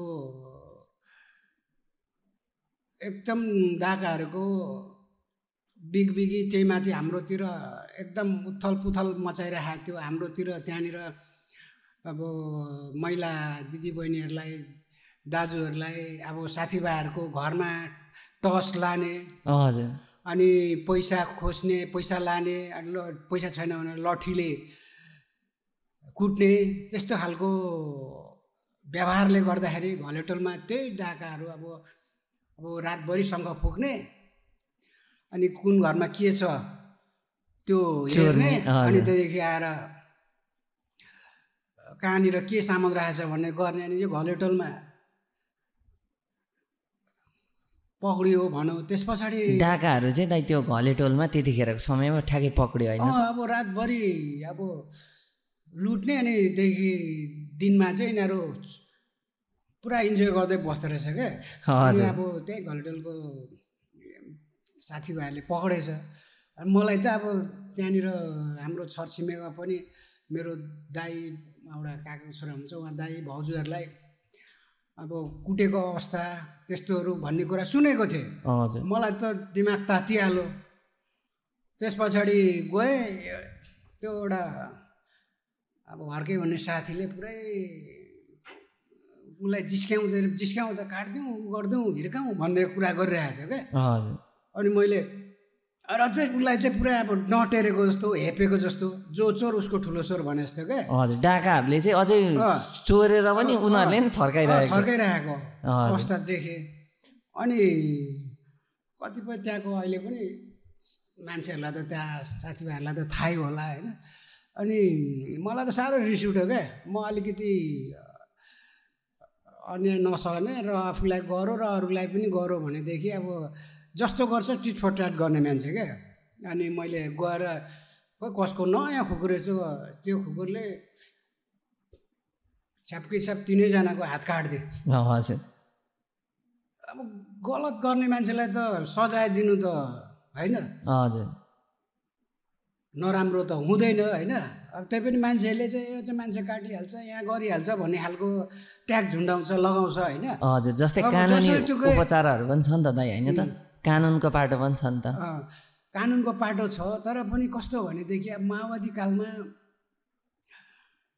त्यतिखेर एकदम यिनीहरूको अब डाकाहरूको माओवादी बनेर खाओवादीहरू थियो कि। अब प्रशासन आइ नसक्दाखेरि दुनियाँ हरकत गरिसक्थ्यो। कतिपय फिल्डमै पनिस गरिहाल्नु कि जस्तो अब मलाई लागिहाल्थ्यो क्या त्यतिखेर। हुन त त्यो कानुनी रूपमा सही त होइन होइन, तर पछाडि अब माओवादीहरूले त्यो जुन अब डाकामा संलग्न मान्छेहरू विगत लामोदेखि नै अब तिनीहरू डाकामा संलग्न थियो, अब रेकर्डहरू पनि त्यस्तै थियो होला। त्यस पछाडि तिनीहरूलाई लगेर माओवादीहरूले नै अब जन कारबाही भन्थ्यो न के भन्थ्यो त्यतिखेरको अवस्थामा लगेर पछाडि अब त्यहाँ तल धिमालडोल कानेपुरमा माओवादीहरूले उनीहरूलाई सजाय दिएछ होइन। तर विगत सम्झिँदाखेरि अब त्यति गल्ती कमी कमजोरी नभए यो अवस्थामा आउने पनि थिएन होला। अनि त्यतिखेरको अवस्थामा अब गरियो, 2-4वटा घटनाहरू घटाइयो होइन। तर अब मान्छेहरूले भन्छ दिपकले अब यस्तो कसरी गर होला भनेर भन्थ्यो क्या। अब मान्छे काट्नु जस्तो कुराहरू कसरी हिम्मत आउँछ होला भन्ने कुरा गर्थ्यो क्या। अनि अब त्यतिखेर उमेर पनि त्यस्तै होइन। अब तिनीहरूले गरेको व्यवहार देख्दाखेरि नै मैले चाहिँ आफूलाई नै सम्हाल्नु सकिनँ क्या। अनि निकालेर खुकुरी खोसिवरी ल्याम्प काट्दिएको हो तिनीहरूको चाहिँ होइन। पछाडि अब मान्छे केटाकेटीहरू आइमे केटाकेटीहरू पुरा कालिदिएको त्यतिखेरको अवस्थामा। अहिले पनि अब त्यहाँ प्रत्यक्षदर्शीहरूलाई त थाहै छँदैछ। अब प्रशासनले अब यो कुरा सुनेर चाहिँ अब के कस्तो रियाक्ट गर्छ, तर वास्तविक कुरा चाहिँ अब त्यतिखेर पनि माओवादी कालमा अब प्रशासनहरू पनि आउनु अलिक हिचकिचाउने। अब फिल्डमै मैले चाहिँ अब जस्तोलाई त्यस्तो नै सजाय दिएको। हजुर, भने पछाडि अनि त्यो पछाडि चाहिँ माओवादीहरूले लगेर सामूहिक रूपमै सजाय दिएर अब त्यतिखेर एकै ठाउँमा खाल्डोमा हालेर पुर्दियो भन्ने कुराहरू चाहिँ छ होइन। अब त्यो माओवादी कुराहरू अब के अब त्यो कुराहरू अहिले कुरा कोटाएर फाइदा पनि छैन होइन। हजुर, भने पछाडि एउटा चाहिँ जुन तपाईँको समय एउटा युवा अवस्था हुँदाखेरि चाहिँ अब अलिकति तपाईँ मतलब जाँड रक्सीहरू पनि खानुहुन्थे, अनि झगडा चाहिँ निकै नै गर्नुहुन्थ्यो है दाइ? झगडा त जुन दिन छुट्यो त्यो दिन पनि फेरि म चौकीमा हिरासतमा पसिहाल्ने अवस्था थियो त्यतिखेरको दैनिकी भनेको। हजुर, अब म यो अरूहरू लागु औषध भन्दा पनि जाँड रक्सी चाहिँ धेरै खान्थेँ क्या भाइ म। हजुर अब लागु औषधमा नखाने भन्दा फाटाफुटो खाइयो होला, त्यो त्यसलाई नै एडिक्सन बनाएर चाहिँ गइएन। हजुर जब जाँड रक्सी मान्छेले खाइन्छ, खाइसकेपछि चाहिँ त्यही बानीले गर्दा अब कतिपय ठाउँमा राम्रो नराम्रो घटनाहरू त भइ नै हाल्छ। हजुर अहिलेको अवस्थामा चाहिँ खानुहुन्छ कि खानुहुन्न त दाइ? अहिले त भाइ अब सानोतिनो पण्डितै जस्तो गरेर हिँड्छु। अब जाँड रक्सी त के, माछा मासु नै खाँदिनँ होइन, अन्डा शुद्ध खाँदिनँ। हजुर आफूलाई स्वास्थ्यलाई कुन चिजले चाहिँ राम्रो हुन्छ, कुन चिजले चाहिँ आफूलाई बेफाइदा पुऱ्याउँछ भन्ने त्यो कुराहरू चाहिँ अलिकति हेल्थ कन्सियसै छु होइन। हजुर अब खानपानमा र व्यायाममा चाहिँ म एकदम अहिले एकदम विचार गर्छु क्या। खानपान र व्यायाममा चाहिँ विशेष ध्यान दिन्छु। अब हिजोको जस्तै जाँड रक्सी खाने, अब दुनियाँभरको लागु औषधहरू खाने भएदेखि अब म हेर्दा पनि भाइले पनि विचार गर्न सक्छु। हजुर मेरो उमेर अनुसार त म अब तपाईँको फिटनेस चाहिँ उयो छ क्या दाइ। एउटा चाहिँ जुन उमेर बित्दै जाने क्रममा त तपाईँको अलिकति आफ्नो शरीरलाई अनि त्यहाँबाट आफ्नो चाहिँ जुन बानी बेहोराहरूलाई चाहिँ मान्छेहरू जति बुढो हुँदै गयो त्यति नै अलिकति होइन। अब विगतको दिनहरूमा धेरै कामहरू पनि गरियो, सङ्घर्ष पनि गरियो, अब चाहिँ रेस्ट लिने भनेर बस्छन् नि त दाइ।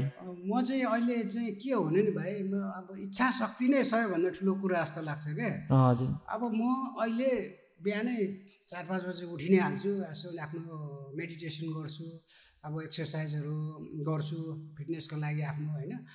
अब यो वर्षलाई चाहिँ म यो कर्मले नाप्छु क्या भाइ। हजुर हजुर यो म यति वर्ष पुगेँ भने मलाई हिन्तापोत पनि हुँदैन होइन। म चाहिँ इच्छा शक्ति हुनुपर्छ र आफ्नो विवेक राम्रो हुनुपर्छ।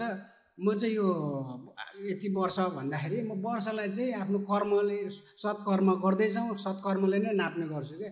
आउँदो दिनहरू चाहिँ मबाट कुनै पनि कमी कमजोरी नहोस्, गलत कदमहरू नआउँ भन्ने तरिकाले नै अहिलेको दिनहरू म चाहिँ हिँड्दा पनि म छोरीको खुट्टा ढोगेर हिँड्छु क्या भाइ। हजुर छोरीको खुट्टा ढोगेर, अब आमा त बिजी हुनुहुन्छ, कता कता हुनुहुन्छ, आमाको पनि खुट्टा ढोगेर हिँड्छु होइन। हजुर मबाट चाहिँ हिँड्दाखेरि पनि कुनै किरा फट्याङ्ग्राहरू पनि नमरोस् भन्छ नि, एउटा चित्त शुद्ध होस् भन्ने गानामा त्यो छ नि, मेरो पैतालाले किरे नमारोस् भने जस्तै।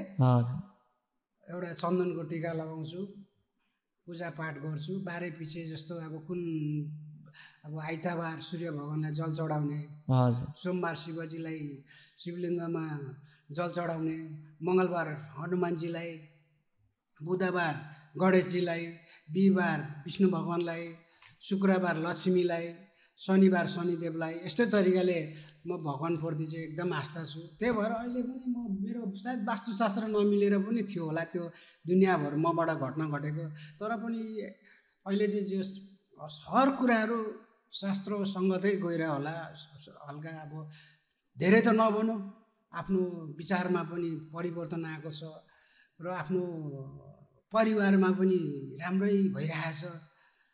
पारिवारिक मेलमिलाप पनि हिजोको दिनमा जुन भइरहेको थियो, जुन घटनाले गर्दाखेरि ममा पनि अर्को ठुलो वज्रपात बर्सेको थियो होइन।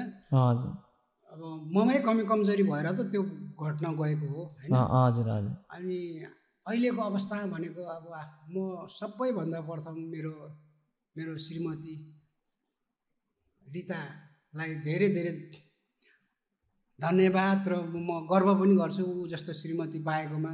हर कुराहरूमा मलाई टाइम दिइरहेको हुन्छ, टाइम मिलाइदिइरहेको हुन्छ, कतिखेर के गर्नुपर्ने कतिखेर, र हर समयमा साथ सहयोग सपोर्ट गरिरहेछ। प्रथम कुरो त उसले अहिलेको अवस्थामा म यहाँसम्म भाइको स्टुडियोसम्म आउनुमा र अहिलेसम्म केही नहुनु भन्दा केही भएको छ भनौँ न। हजुर हजुर। भाउजू त स्वयं व्यवसाय कर्मी पनि हुनुहुँदो रहेछ नि त दाजु होइन, आफै व्यवसाय गर्नुहुँदो रहेछ।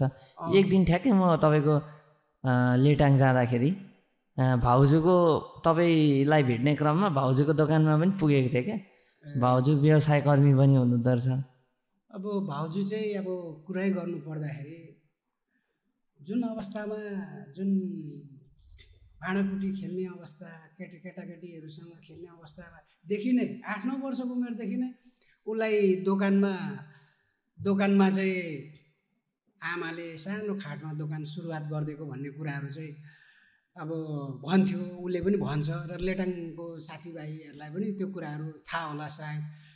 8-9 वर्षदेखि नै अब व्यवसायी भएको, अब व्यवसाय गर्ने भएको कारणले गर्दाखेरि मलाई भन्दा हर कुराहरू व्यावसायिक पाटो चाहिँ उसलाई लेनदेनदेखि लिएर आय व्ययदेखि लिएर हर कुराहरूको उसैले नै हो सिकाउने मलाई। अब म त अलिकति बिजनेसमा खासै आइडिया नभएको पहिला चाहिँ होइन, सिधै भन्नु पर्दाखेरि पछाडि मैले उसँग बिहा भइसके पछाडि अझ मलाई अपग्रेड हुने मौका पाएँ क्या। अब व्यवसायमा पसलै गर्नुपर्छ भन्ने चाहिँ होइन है। अब व्यावसायिक पाटो भनेको अहिले अनलाइनको जमाना छ होइन, फोनबाटै कतिपय व्यवसाय पनि हुन्छ, देखादेख नभए पनि व्यापार हुन्छ होइन। तर म के भन्छु भने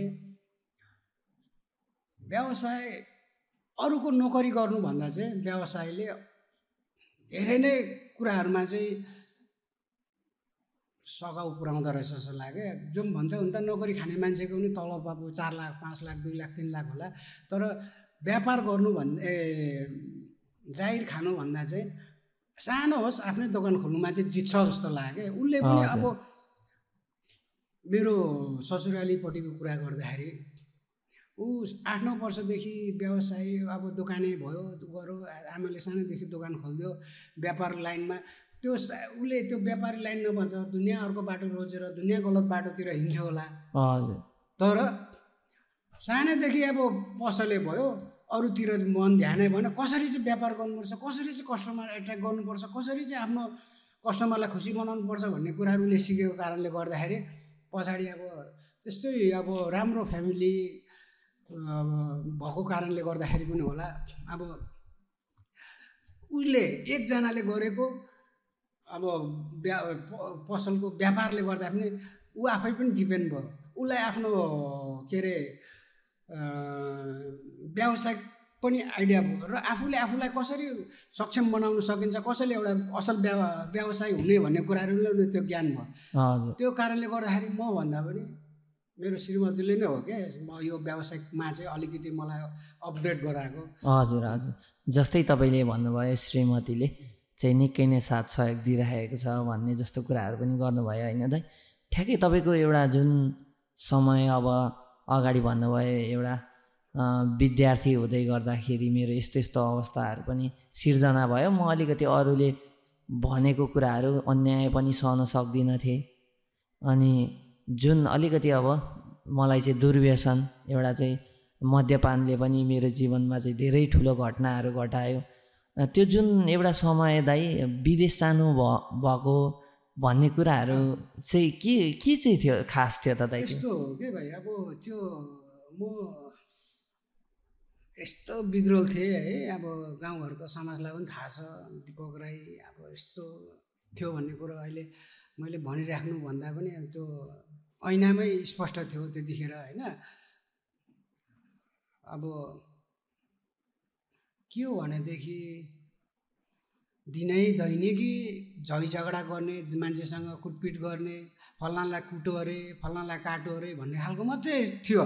त्यो अवस्थामा अब छोरा सुध्रियोस् भनेर चाहिँ आमाले म एसएलसी पास गर्ने बित्तिकै पठाइहाल्नुभयो मलाई विदेश चाहिँ म कति साल हो 2000 इङ्ग्लिसमा 98 तिर गयो होला हो, 98 तिर गएको, थाइल्यान्डतिर गयो। अनि पछाडि घरमा फोन गर्छु, त्यतिखेर फोन पनि थिएन होला, त्यसै चिठीको माध्यमबाट क्या। हजुर। अनि आमा म घर आउँ भन्छु क्या, अलिक दुःख त काम गर्नु पर्यो, दुःख पाइयो।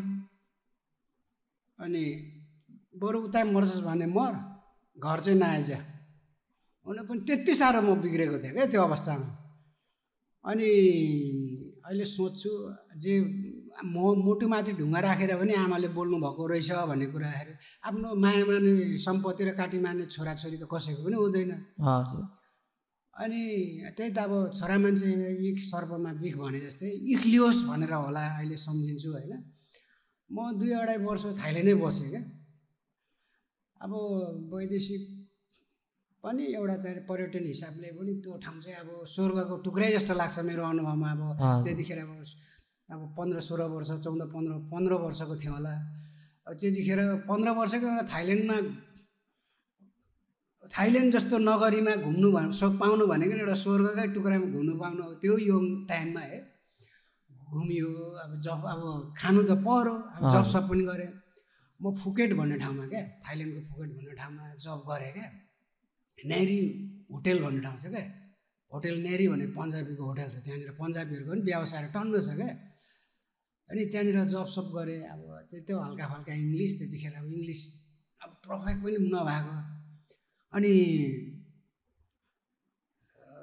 जेन तेन काम चलिरहेको थियो, आफ्नो मनोरञ्जन पनि गरिरहेको छ, घुमफिर पनि भइरहेको छ, आफ्नो गुजारा चलिरहेको थियो राम्रो तरिकाले।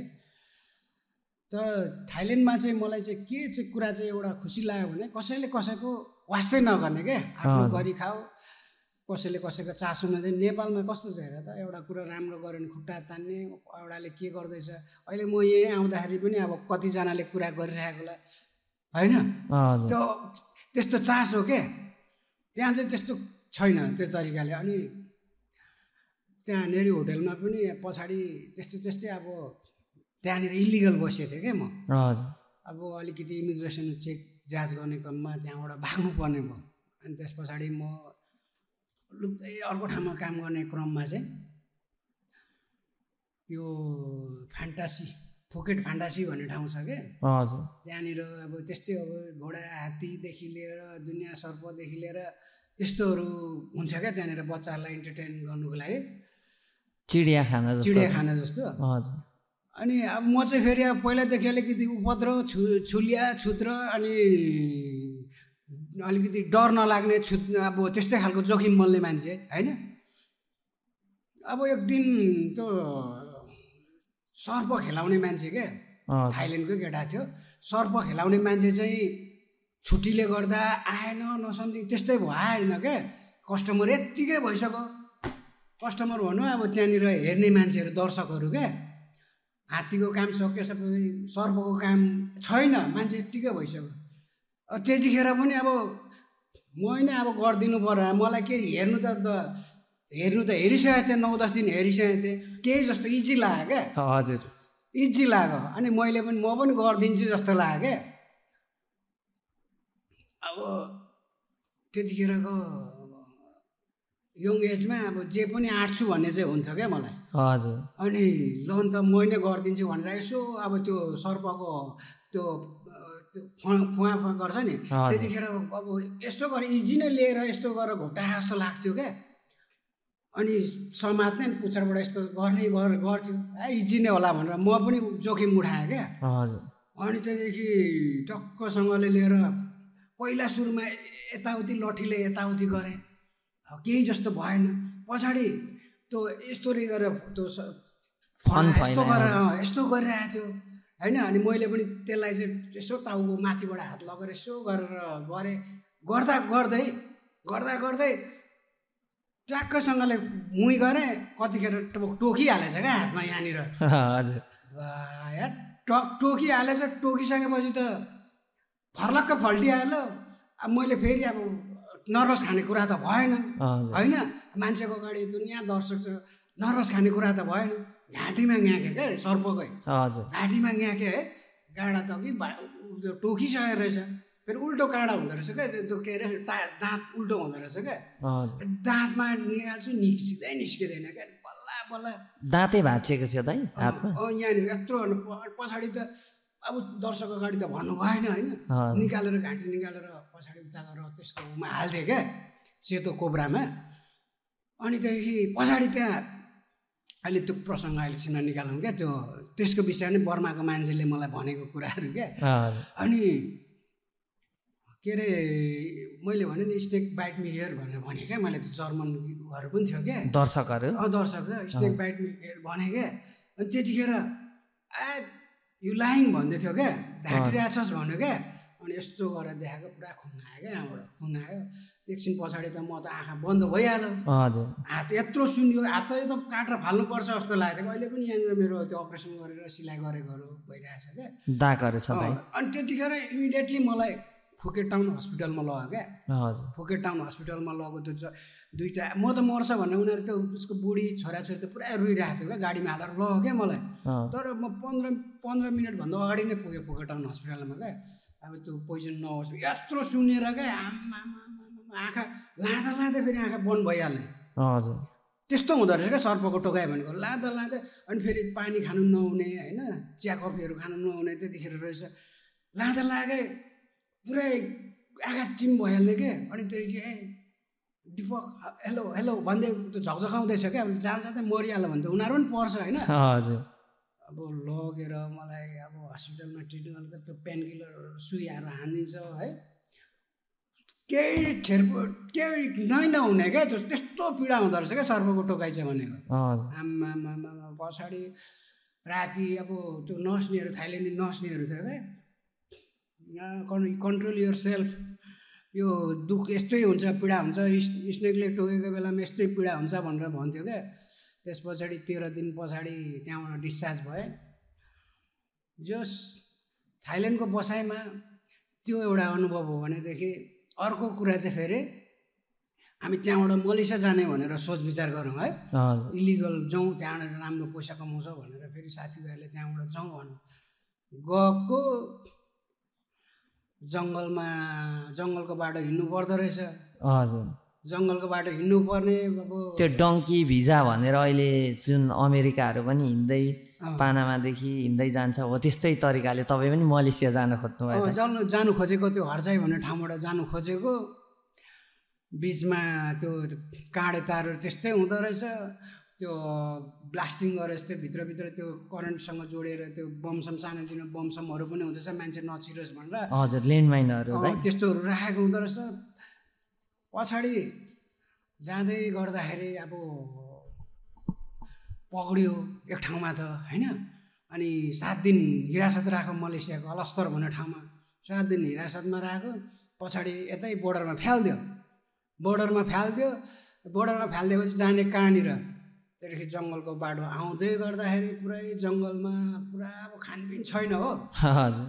खानपिन छैन। त्यो त्यता हुँदो रहेछ, त्यो जङ्गली कोलाहरू आँपहरू टिप्दै खाँदै बस्थ्यो क्या। टिप्दै खाँदै बस्थे। 4 दिन भइसक्यो छैन के, त्यही जङ्गली फलफुल खायो। पानी पनि त्यो कुनले छोडेको जङ्गलमा भेटिदियो, त्यही पानी पिउने। अनिदेखि राति एकचोटि त पानी पिएको, भोलिपल्ट हेर्दा त किरा रहेछ क्या। बा त्यस्तो दिनहरू आयो क्या त्यो जङ्गलमा त्यो मलेसियाको गर्दाखेरि जाँदा। पछाडि एउटा भुननारायण जोशी भन्ने मेरो एउटा त्यतिखेर साथी थियो क्या, तनहुको थर्पु भन्ने ठाउँको। अनि ऊ म अनि हाम्रो यता हाम्रो जदाकै भाइहरू 2 जना, कमल र टङ्क धिमाल भन्ने, तिनीहरू 4 जना थियौँ। 4 जना गएको, खानपिनको टुङ्गो भएन। अब एउटा न एउटा त आफ्नो ज्यान त बचाउनु पर्यो। अनि हामी 2 जना चाहिँ साथीभाइहरू त्यहाँ बसिरहेछ, हामी 2 जना चाहिँ गयौँ काहीँ केही उपाय हुन्छ कि भनेर गएको। समुद्रको बिचमा बसिरहेछु, अब जाने ठाउँ केही छैन। त्यस पछाडि 2 जना त्यो त्यहाँ फ्याटे जस्तो रहेछ, नाउ बिग्रेको नाउ जस्तो, त्यसमा चढेर त्यो खियाउँदै गएको। समुद्र अलिक ठुलो ठाउँमा पुगेपछि त त्यो खियाउने पनि पानीले लगिहाल्यो।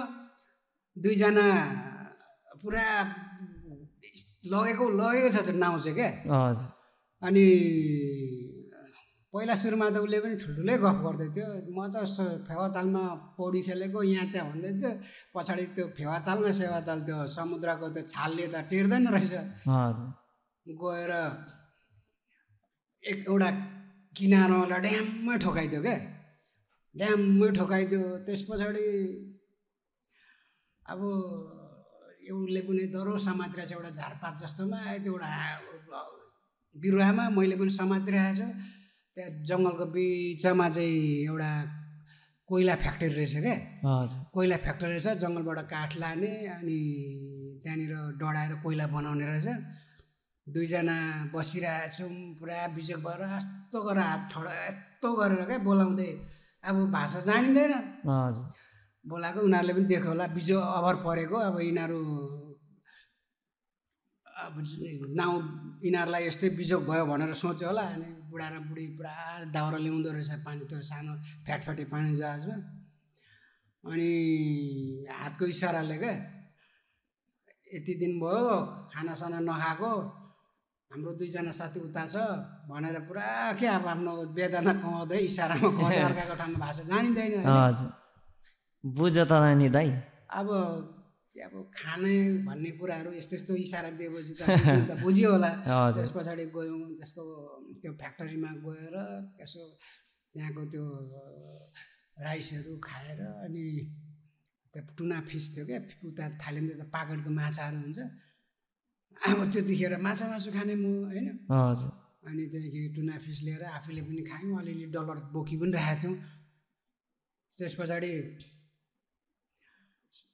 फेरि त्यो फ्याटफ्याटेमा हाम्रो साथी दुईजना ओभर परेछ भनेर पछि दुईजना साथीलाई पनि ल्यायौँ अनि लिएर अनि थाइल्यान्ड बसेर थाइल्यान्डमा आएर अनि त्यो हल्का त्यो घाउसाउहरू उपचार गरिओरि त्यसरी नै बितेको थियो भाइ अनि त्यो पछाडि चाहिँ नेपालै आउनुभयो होइन दाइ होइन पछाडि त त्यहीँ जब गरेको पछाडि चाहिँ पहिला सुरुमा चाहिँ त्यो जुन जब गरेको थिएँ नि त्योभन्दा अगाडि चाहिँ मैले उतैतिर थाइल्यान्डमै त्यो पछाडिको त्यो फुकेटको जुन सर्टबल डुवे गर्दा पछाडि भएको त्यो घटना हजुर अनि कति आएर 2.5 वर्ष जस्तो बसेँ हजुर पछाडि अब ट्राभल डकुमेन्टमा मेरो त पासपोर्ट सासपोर्ट हराइसकेको थियो होइन एक्टिभ सेयर भइसकेको थियो ट्राभल डकुमेन्टमा फेरि आएँ म हजुर अनि नेपाल फर्किनु भयो त्यस पछाडि चाहिँ के गर्नुभयो त दाइ त्यस पछाडि भनेको अब त्यतिखेरसम्म अब म त्यस्तै अब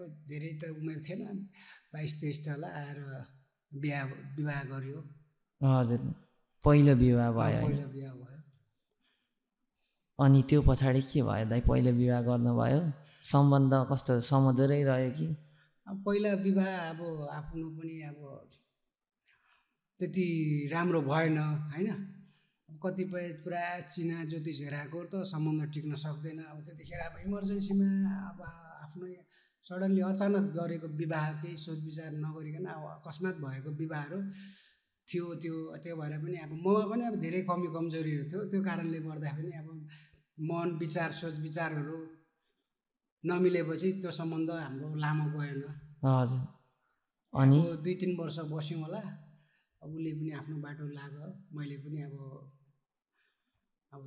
दोस्रो बिहा गर्नु पर्यो मैले पनि हजुर भने पछाडि जुन एउटा जीवनमा चाहिँ तपाईँको जीवनमा निकै नै उतार चढावहरू आयो होइन त दाइ उतार चढाव अब जो कोही मान्छे पनि साधारण तरिकाले जिउँछ भने त्यो साधारण मात्रै केही अप्स एन्ड डाउन चाहिँ आएन बाधा अवरोध आएन भनेदेखि मान्छेको जीवनै होइन भन्छु क्या म चाहिँ हजुर मान्छेको जीवनमा भनेको उतार चढाव आउनै पर्छ अनि मात्रै प्रगति गर्छ अहिले म सायद कारागार जीवन नभोगेको भएदेखि अहिले पनि म यही अवस्थामा हुन्थेँ सायद म मरि पनि सक्थेँ होला मेरो गतिविधि त्यस्तै हो मेरो क्रियाकलाप त्यही हो है त्यस पछाडि भनेको मैले कारागार जीवनमा धेरै ठुलो पाठ सिकेँ भनौँ न अब सही के हो आफन्त के हो होइन आफन्त को रहेछ होइन बाहिरी दुनियाँ के हो भन्ने कुरा बुझ्नको लागि नै कारागार मान्छेले भोग्नु पर्छ कारागार जीवन चाहिँ भोग्नु पर्दो रहेछ क्या अब जुन दिन म कारागार छिरेँ त्यस पछाडि साथीभाइ इष्टमित्रहरू भनेको मेरै घरको परिवार पनि आएन क्या 1-2जना अब नाम नलिउँ के अहिले मैले त्यो दिन सम्झिँदाखेरि म उनीहरूलाई पनि त्यही ट्रिट गर्छु क्या जुन दिन मलाई आवश्यक परेको थियो त्यो दिन मलाई आएन भेट्न साथ सहयोग गरेन भनेपछि अहिले बाहिरी दुनियाँमा त म पनि त आफ्नो फ्रिडम छ मैले पनि त जे पनि गर्न सक्छु पखाटा काटिएको बेला हो मान्छेले भनेको अब उड्नु नसक्ने अवस्थामा भनेको साथ सहयोग गर्ने हो अँध्यारोमा बत्ती बाल्दिँदाखेरि महत्त्व हुन्छ उज्यालो दिनमा बत्ती बालिदिएर केही महत्त्व हुँदैन नि त्यो अवस्थामा के हो सही के हो गलत के हो नभनिकन फल्नालाई यो मुद्दा लाग्यो यो यस्तो तरिकाले भनेर वास्तविकता कुरा के हो त त्यो साँच्चै त्यसले गरेको थियो त्यस्तै भएको थियो भन्ने कुरा डिपमा नबुझिकनै फल्नाले यस्तो गर्यो अरे भन्ने तरिकाले लिएर मान्छेहरूले फल्नाको अब थर्ड पर्सन अब छरछिमेक पर जाओस् के आफन्तभित्रको मान्छे पनि त्यो अवस्थामा मसँग भेट्नु समेत आएन क्या। त्यो कारणले गर्दाखेरि अब त्यत्रो वर्ष बस्यो, मलाई साथ सहयोग भनेको मेरो जन्म दिने आमा बाहेक अरू कोही पनि आएन क्या।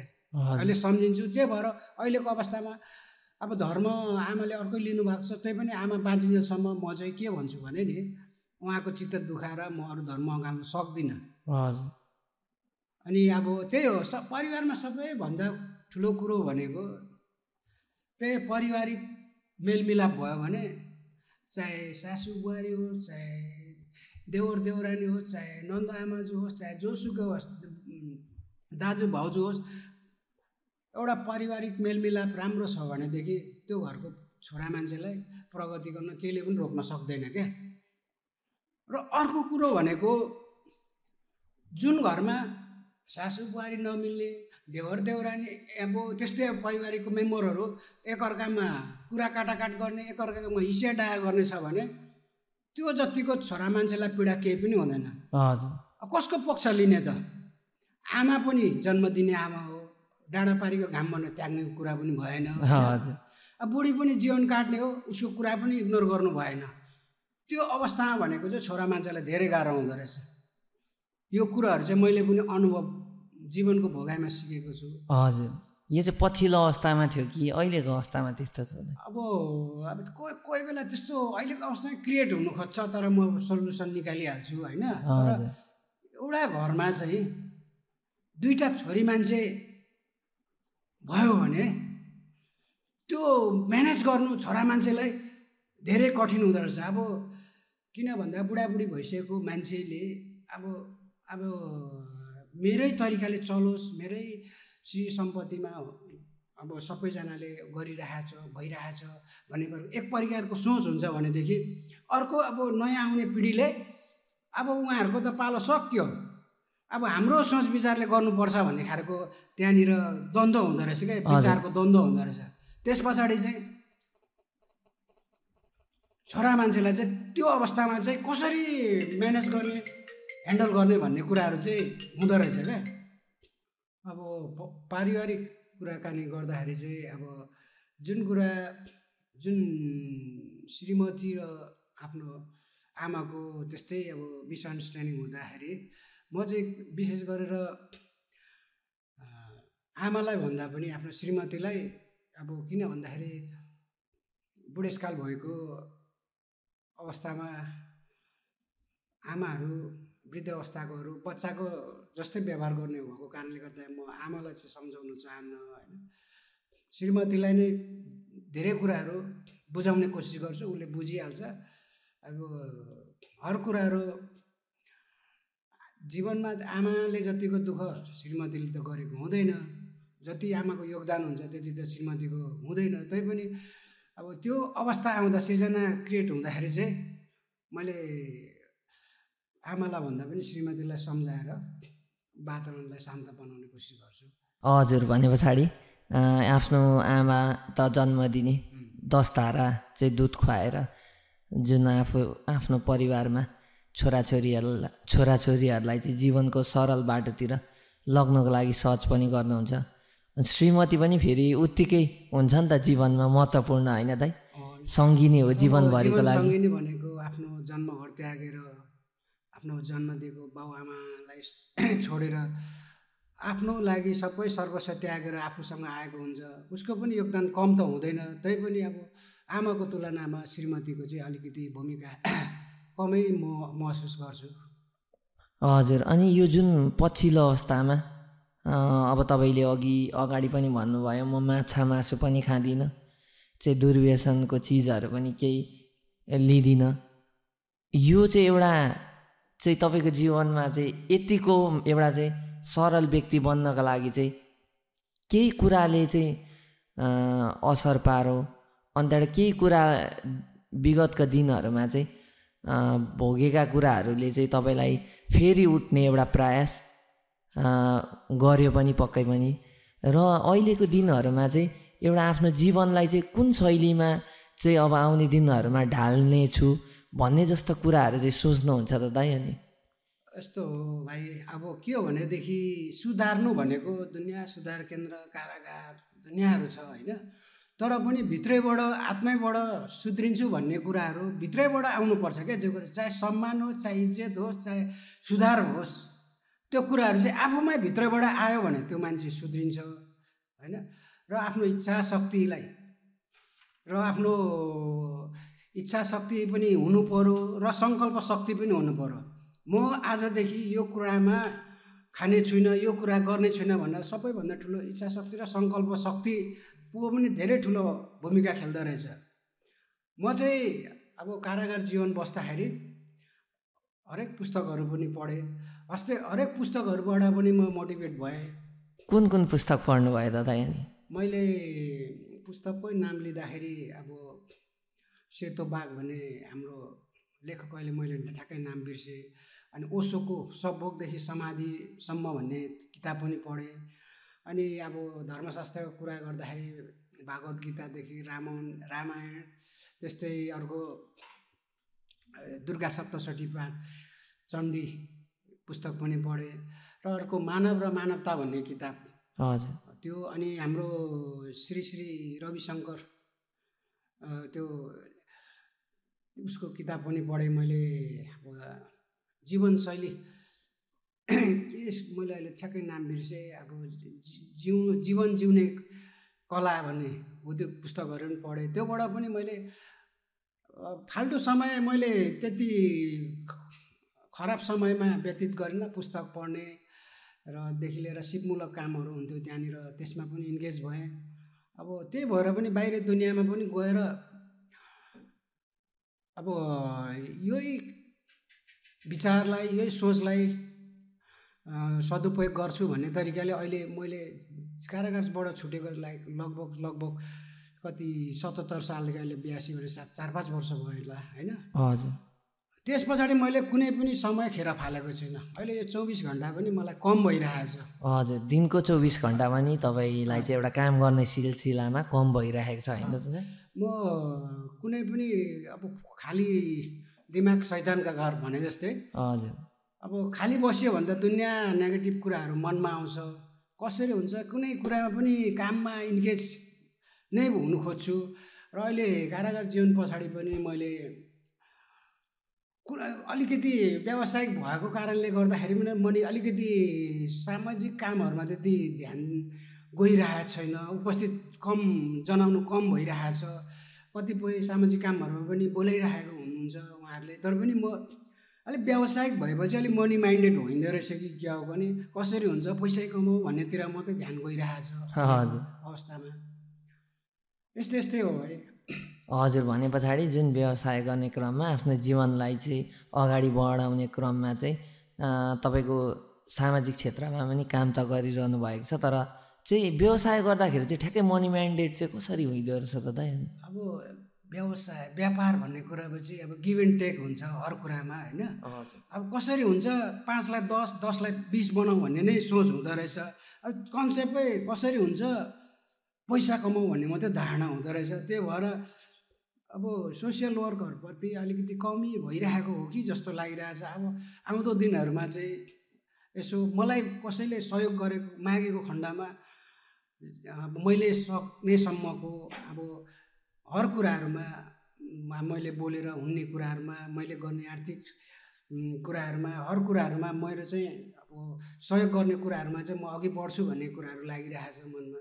हजुर, भने पछाडि अबको आउने दिनहरूमा चाहिँ सामाजिक क्षेत्रमा पनि आफ्नो देन एउटा चाहिँ विगतको दिनहरूमा बाबाले गर्नुभएको कामहरू जुन चाहिँ एउटा उदाहरणीय नै थियो होइन दाइ, त्यही कुराहरूलाई सम्झँदै आउने दिनहरूमा चाहिँ सामाजिक क्षेत्रमा पनि तपाईँलाई चाहिँ हामीले निकै नै सक्रियता साथ देख्न सकिन्छ होइन त दाइ?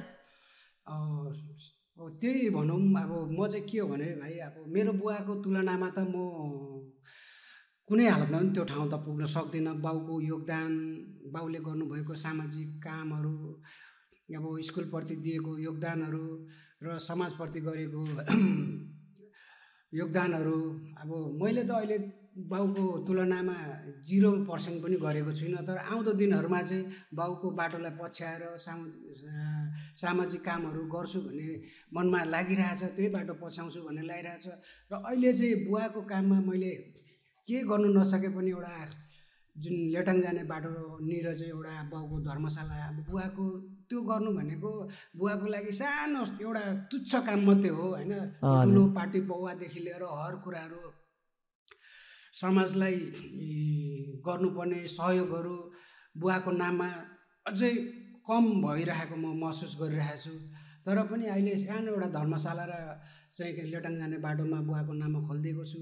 त्यही पनि आज आउँदो दिनहरूमा बुवाको मन आत्मालाई शान्ति मिलोस् भनेर मैले अरू कामहरू पनि सोचिरहेको छु। बुवाको नाममा खोल्ने, बुवाको नाममा फाउन्डेसन गर्ने भन्ने कुराहरू मनमा लिइरहेको छु। तब हेरौँ समयले कतिको साथ दिन छ त्यो पनि म विचार गर्नेछु। हजुर, भने पछाडि जुन अब आउने दिनहरूमा चाहिँ आफ्नो एउटा जुन बाबाले गर्नुभएको देनहरू थियो त्यही चाहिँ बाबाकै नक्सा कदममा चाहिँ चलेर आफ्नो जीवनलाई चाहिँ समाजको लागि समर्पित गरेर अगाडि बढ्नुहुने छैन त दाइ? त्यही त मलाई एउटा कुरा जहिले पनि बुवाले भन्नुहुन्थ्यो, त्यो कुरा अहिले पनि मानसपटलमा गुन्जिरहेछ। त्यो कुरा ठ्याक्कै अहिले त भाइले भनिराख्दा याद भएछ। इष्ट भनेको लाख, धन भनेको खाक। पैसा जति कमाए पनि भोलिको दिनमा भनेको हामीले जुन गरेको कर्म नै भोलि मरेर लाँदाखेरि त्यही मात्रै हो। धन सम्पत्ति भनेको खाक जस्तै हो। त्यो भएर त्यो कुराहरू कहिले बिर्सिनु हुँदैन भन्ने कुराहरू अहिले पनि अब त्यो मान्छेहरूसँग कुरा गर्दाखेरि सुनेको अहिले पनि मेरो मानसपटलमा गुन्जिरहेको हुन्छ बेला बेलामा। हजुर, जस्तै तपाईँले विगतको दिनहरूमा धेरै कमी कमजोरीहरू आफ्नो तर्फबाट गल्तीहरू पनि गर्नुभयो, अनि त्यहाँबाट त्यस पछाडि तपाईँको चाहिँ एउटा जीवनमा डाउनफल आयो।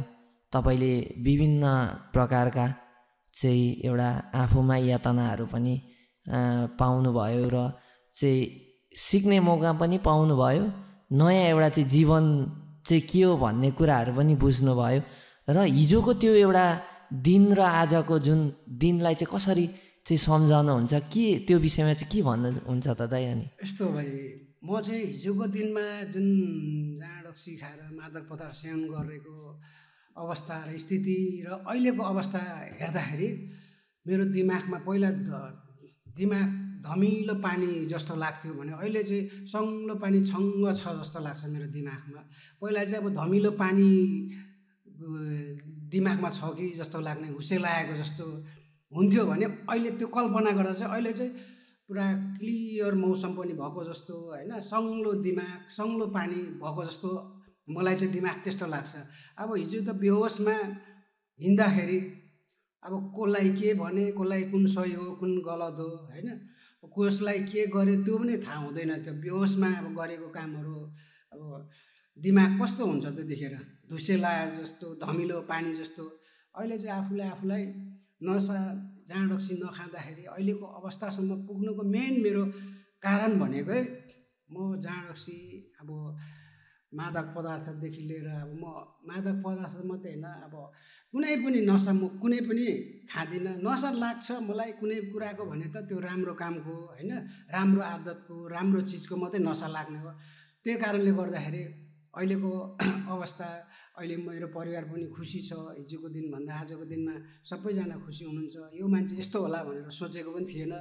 तर कारागारको भोगाइले, कारागारको अध्ययनले र दुःख नआए सुख आउँदैन भन्थ्यो, सोही अनुरूप सायद मैले अब मान्छेबाटै मिस्टेक हुन्छ होइन, तै पनि अब गल्ती गर्ने मान्छे नै हिँड्ने मान्छे नै लड्ने हो।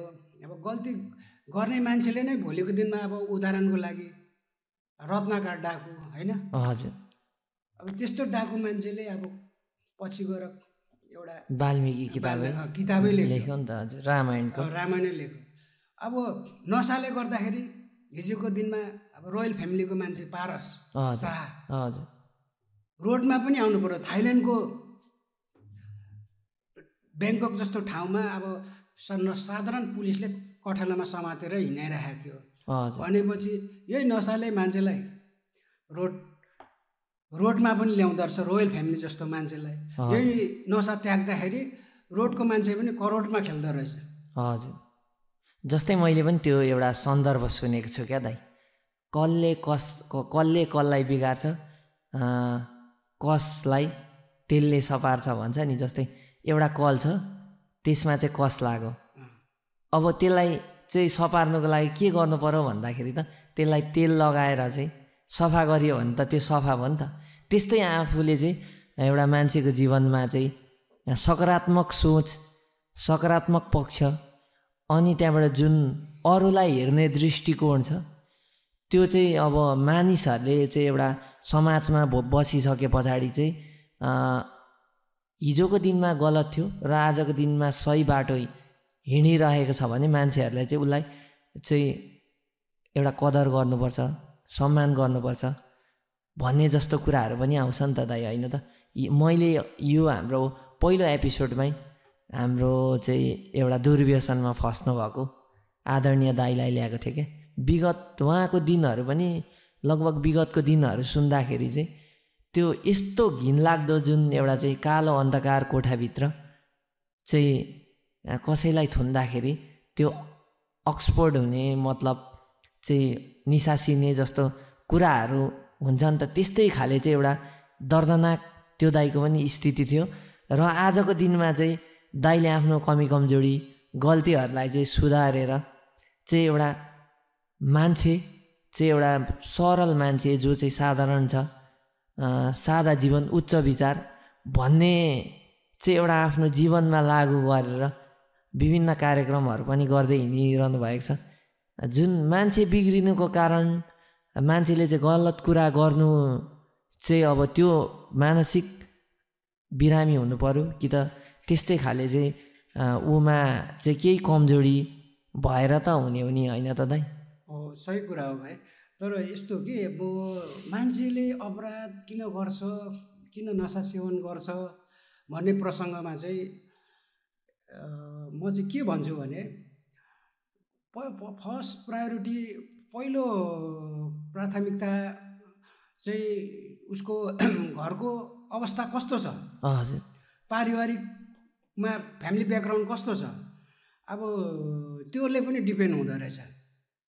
अब मैले भने देखिरहेको, भोगिरहेको र समाजमा पनि भइरहेको घटनाहरू, एउटा स्वास्थ्य मानिसले 100% त कोही पनि हुँदैन, एउटा भगवान बाहेक हेल्थी भनेको भगवान बाहेक संसारमा कोही पनि हुँदैन 100मा 100% चाहिँ। त्यो पनि म एउटा बुक अध्ययन गरेर मैले जानकारी पाएको। र 60%, 70%, 80% हेल्थी हुन्छ, 50% हुन्छ। र जुन क्राइम गर्ने मान्छे हुन्छ नि भाइ, त्यो भनेको 25% मात्रै हेल्थी हुन्छ अरे क्या, मानसिक रूपमा चाहिँ। एउटा स्वास्थ्य हेल्थी, फिजिकल्ली हेल्थी हुनु मात्रै हेल्थी होइन क्या, मानसिक रूपमा पनि स्वास्थ्य हुनु पर्यो। जो मान्छे मानसिक रूपमा पनि स्वास्थ्य छ, फिजिकल्ली पनि स्वास्थ्य छ भने त्यो मान्छेबाट लाइफमा कहिले पनि कमी कमजोरी गल्ती हुँदैन भन्छ। हजुर, त्यही भएर मान्छेहरूलाई यो काउन्सिलिङको किन आवश्यक पर्छ भन्दाखेरि उसलाई मानसिकता, उसको कस्तो अवस्था, कन्डिसन कस्तो छ, त्यो कारणले गर्दाखेरि पनि मान्छेहरू अपराध गर्न पुग्छ। अब मान्छेहरूले सोध्छ यो मान्छे त यस्तो स्वास्थ्य छ, यस्तो ऊ छ, त्यही पनि यसले कमी कमजोरी गल्ती गर्छ।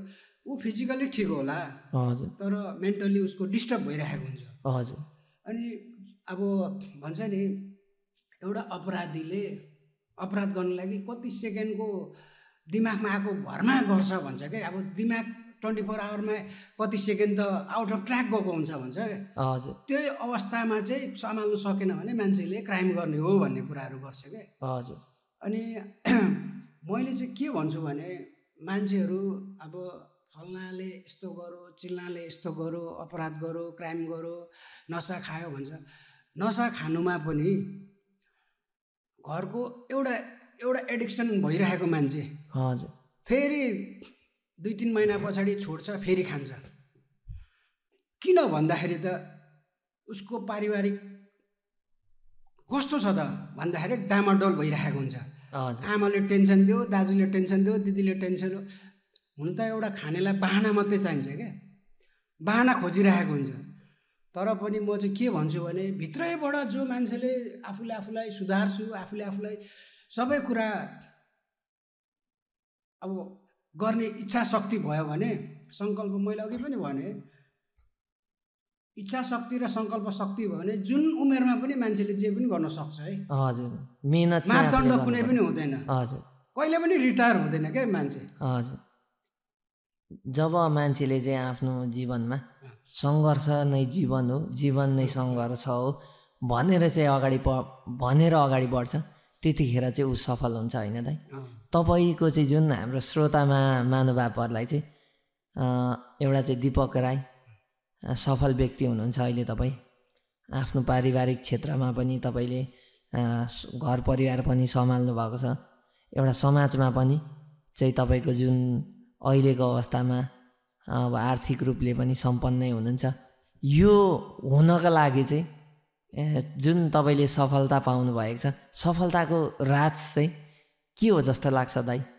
म चाहिँ एउटा कुरा के भन्छु भने सबैभन्दा प्रथम कुरो आलस्यता, जुन अल्छीपन हुन्छ नि, हजुर त्यो त्याग्नुपर्छ। 5 बजे उठ्छु भने चाहिँ 5 बजे उठ्नु पऱ्यो, 4 बजे उठ्छु भने चाहिँ 4 बजे उठ्नु पऱ्यो जस्तो लाग्छ है मलाई चाहिँ।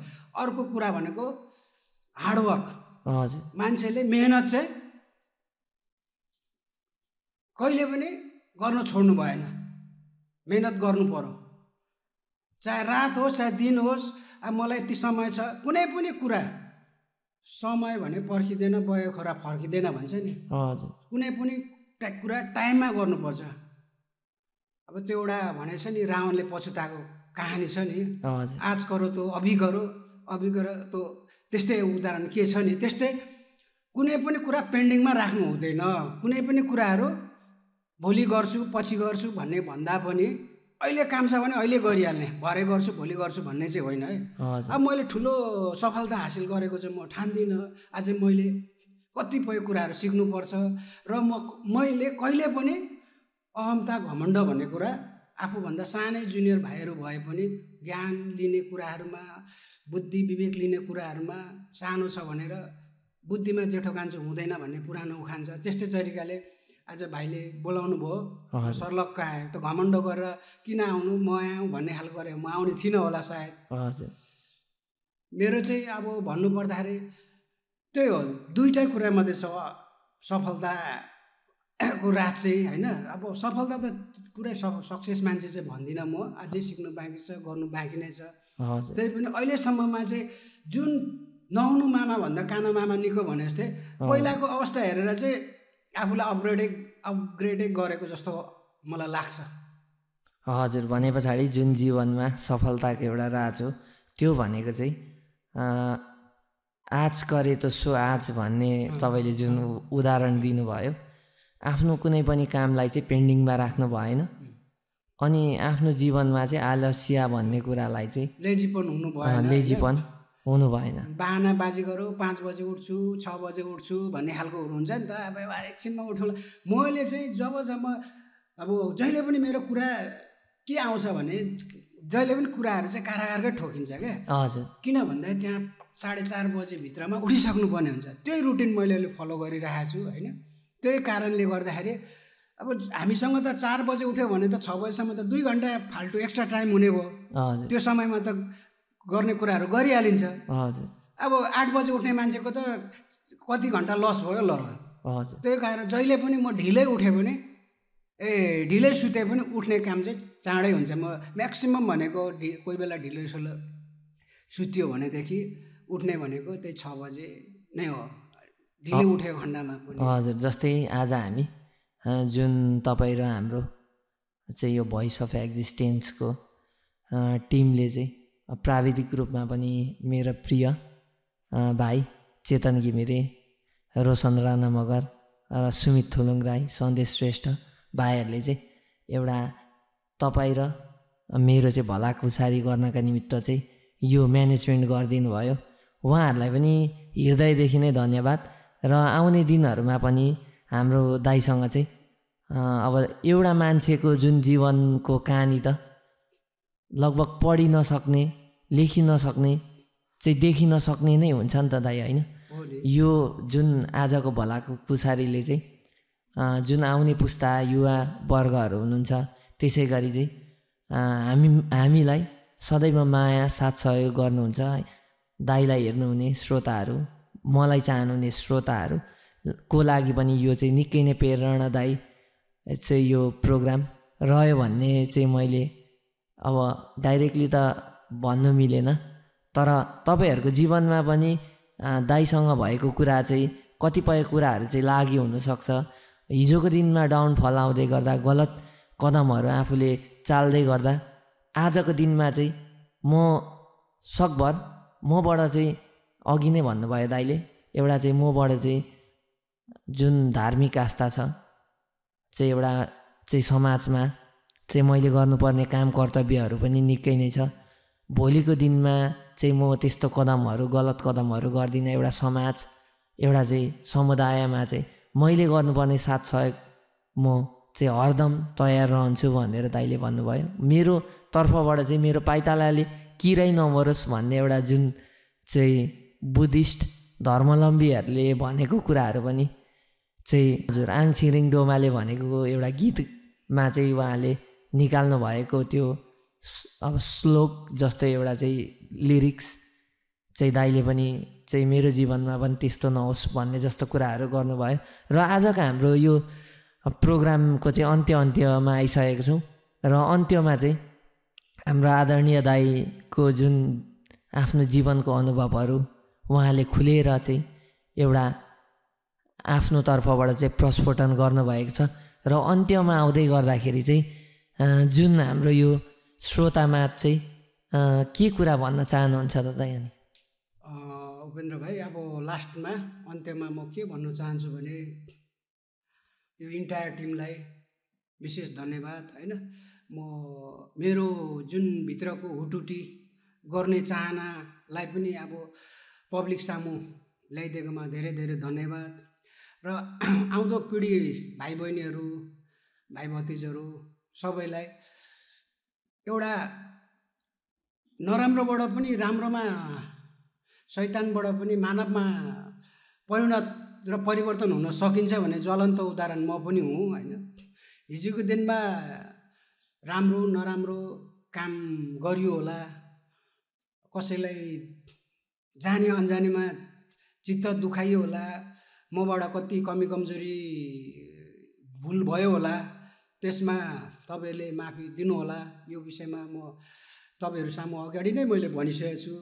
तर के हो भनेदेखि मानव हो, मानवबाटै कमी कमजोरी हुन्छ। हामी चेतनशील प्राणी भए पनि मानवबाटै कमी कमजोरी हुन्छ। भगवान्बाट पनि हामी कति शास्त्रमा पढिरहेछौँ, भगवान्बाट त कति कमी कमजोरीहरू, पापहरू, कर्महरू भइरहेछ।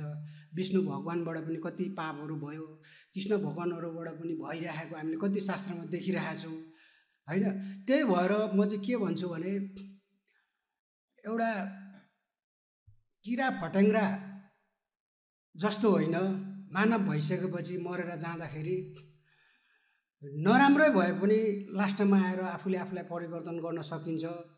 र खानु, मैथुन गर्नु, सुत्नु त किरा फट्याङ्ग्राले पनि गर्छ।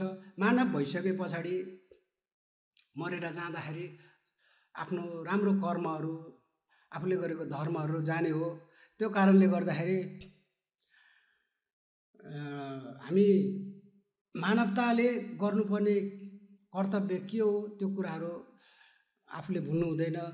र किरा फट्याङ्ग्रा जस्तै पतन भएर जाने हो भने त मानव भएको कुनै पनि अस्तित्व रहँदैन। त्यही भएर म के भन्छु भने अन्त्यमा, लास्टमा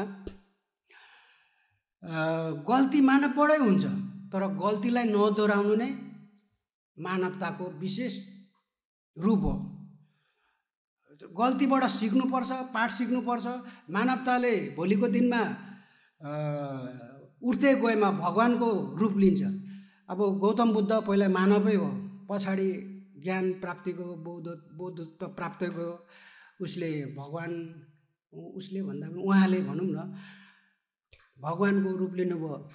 अब हाम्रो 3 पुस्ता 5 पुस्ताको नाम भन्नु खोज्यो भने आउँदैन, तर उहाँ मरेको अझै 2500-3000 कति वर्ष भइसक्यो, अझै पनि उहाँको छोराको नाम सोध्यो भने सबैलाई थाहा हुन्छ।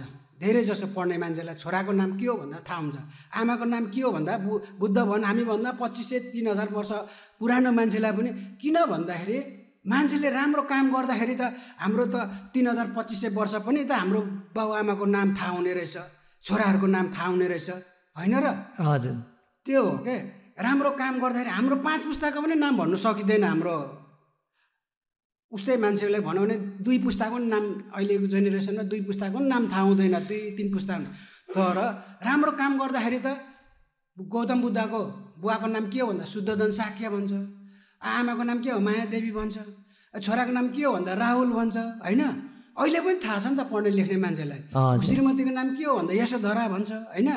त्यही तरिकाले राम्रो काम गर्दाखेरि त हाम्रो त 2500 वर्ष पनि हामी त अमर रहने रहेछौँ नि त, राम्रो काम गर्दा। मरेर लाने भनेको नाम र छैन त दाजु। हजुर, अन्तमा म यही भन्न चाहन्छु, अब मैले यस्तो बोल्ने अनुभव त छैन, प्रयास गरेँ।